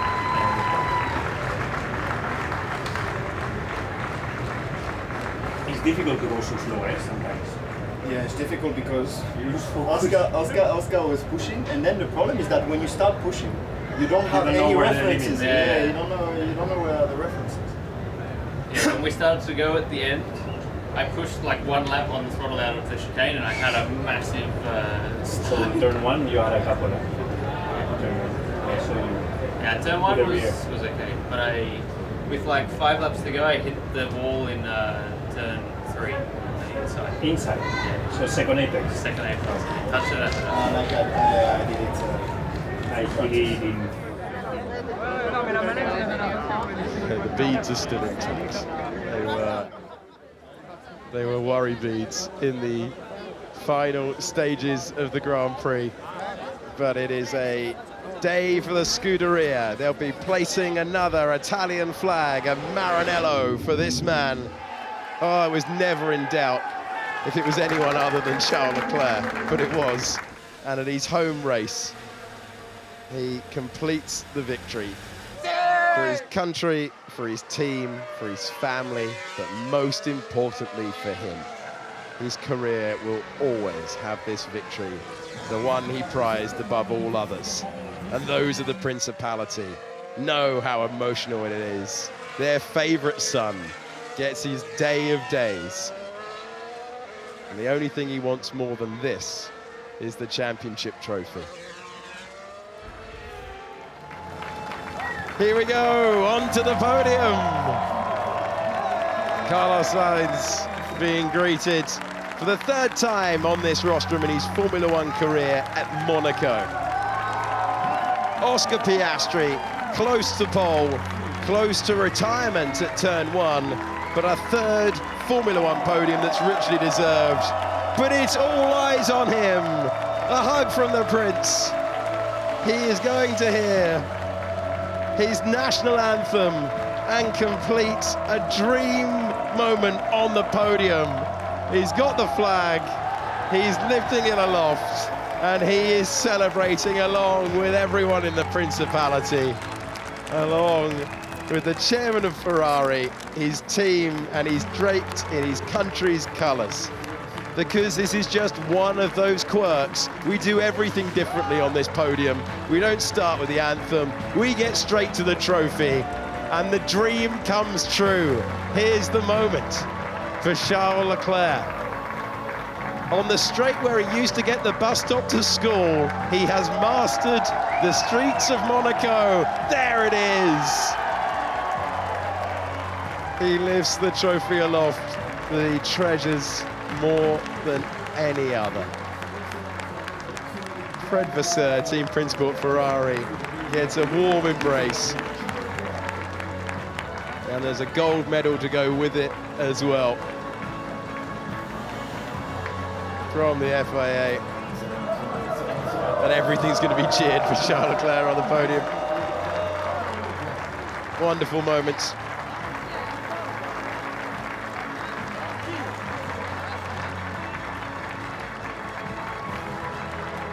this was always likely after the qualifying result yesterday.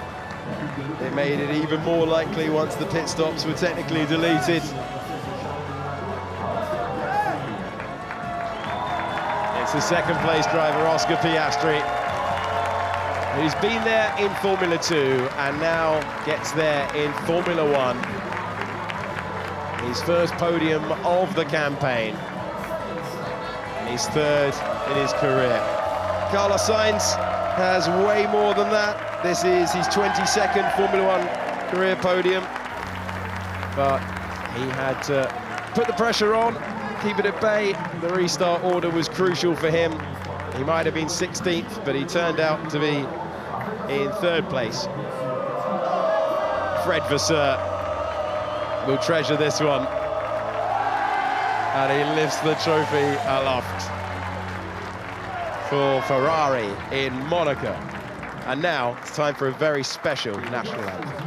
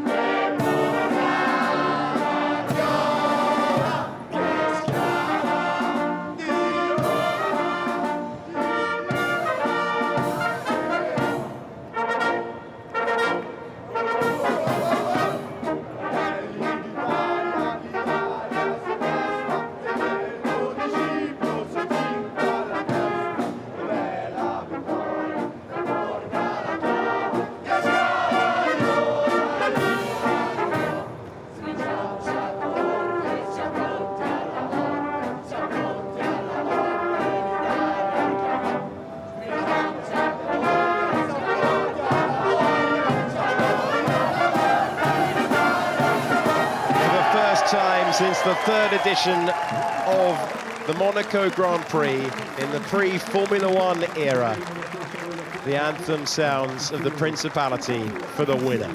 Charles Leclerc drinking in every moment of the Monaco and Italian national anthems.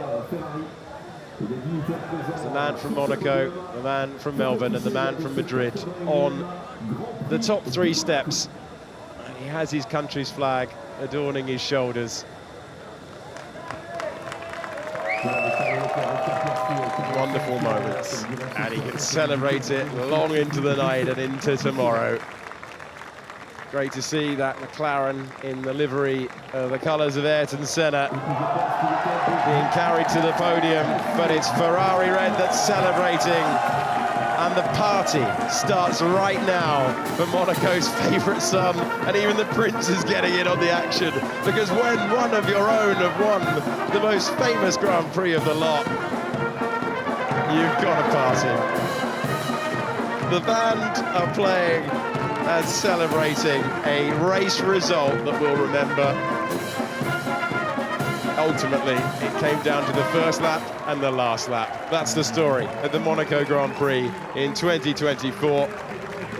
Oscar Piastri getting McLaren's best result since Lewis Hamilton at this part of the racetrack, at this part of the world, since Lewis Hamilton won the Grand Prix in 2008.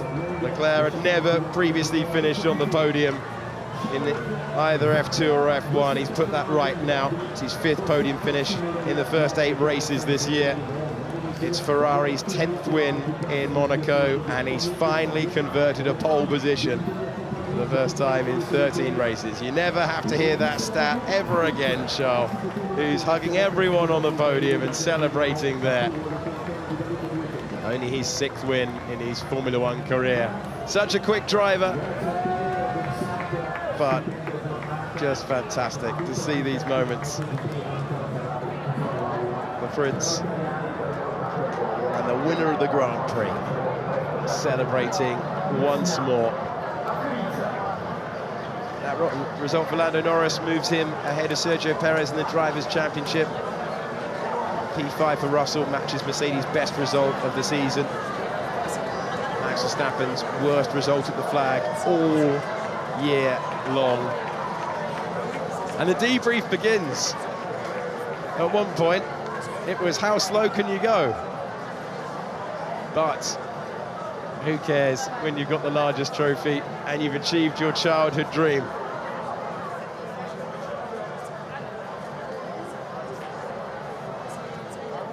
This is really nice. Just after all the emotion, I loved in the cool-down room that we heard that the tears began to flow before the end, and he was thinking, oh no, don't lose it, through the emotions of the occasion. He didn't. It's his. He grasps it forever. The Principality has welcomed one of their own to the top step. And with that magnificent view of Monaco, let's take you through the full results. Charles Leclerc's maiden victory at his home race, one of the sweetest days in his motorsport career. Oscar Piastri with his first podium of the season in 2nd. Carlos Sainz completing the rostrum. Lando Norris was in 4th. George Russell gets for Mercedes' joint best result of the year in 6th. In 5th, in 6th place, Max Verstappen finds himself with his worst result at the flag all season long. The points were completed by Hamilton, Tsunoda, and for the first time this year, Alex Albon scored. The same applies to Pierre Gasly in P10. Then it was Fernando Alonso in 11th, Daniel Ricciardo in 12th, then Bottas. Stroll, who hit the wall and got a puncher, was ahead of Logan Sargent, who did provide a few overtakes out there. Last finisher on the road, Zhou Guanyu. The retirements, Ocon, Perez, Hülkenberg, and Magnussen. Bonus point for fastest lap went the way of Lewis Hamilton. This is what it's done to the Drivers' Championship of the world. Max Verstappen leads to 169 points, but Charles Leclerc closes to 138. Up to 3rd goes Lando Norris, up to 4th goes Carlos Sainz, down to 5th goes Sergio Perez, and then it is Piastri ahead of the Mercedes pair, Russell ahead of Hamilton. Top 10 completed by Alonso and Yuki Tsunoda, who finds himself back in the points for the 5th time this season today. Lance Stroll in 11th. Oliver Behrman still hanging on to that 12th place. It's Hülkenberg, Ricciardo, and now on the board, Alexander Albon. Fine drive from him. Down goes Ocon, then Magnussen. Gasly with a single point, and it's Zhou Guanyu, Valtteri Bottas, and Logan Sargent who completes the order.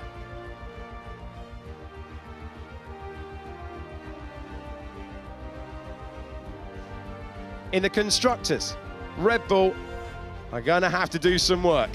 276 points, Ferrari with both drivers on the podium on 252.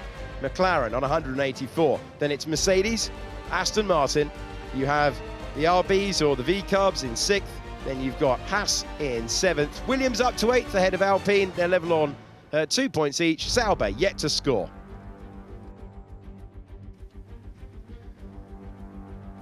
Well, my thanks to the whole broadcast team back in the UK and on site here in Monaco for bringing you the sights and sounds of this famous race. A race that had a first lap and a last lap to remember. It's Charles Leclerc's day. He's the king of Monaco, and he's won his home race. Goodbye.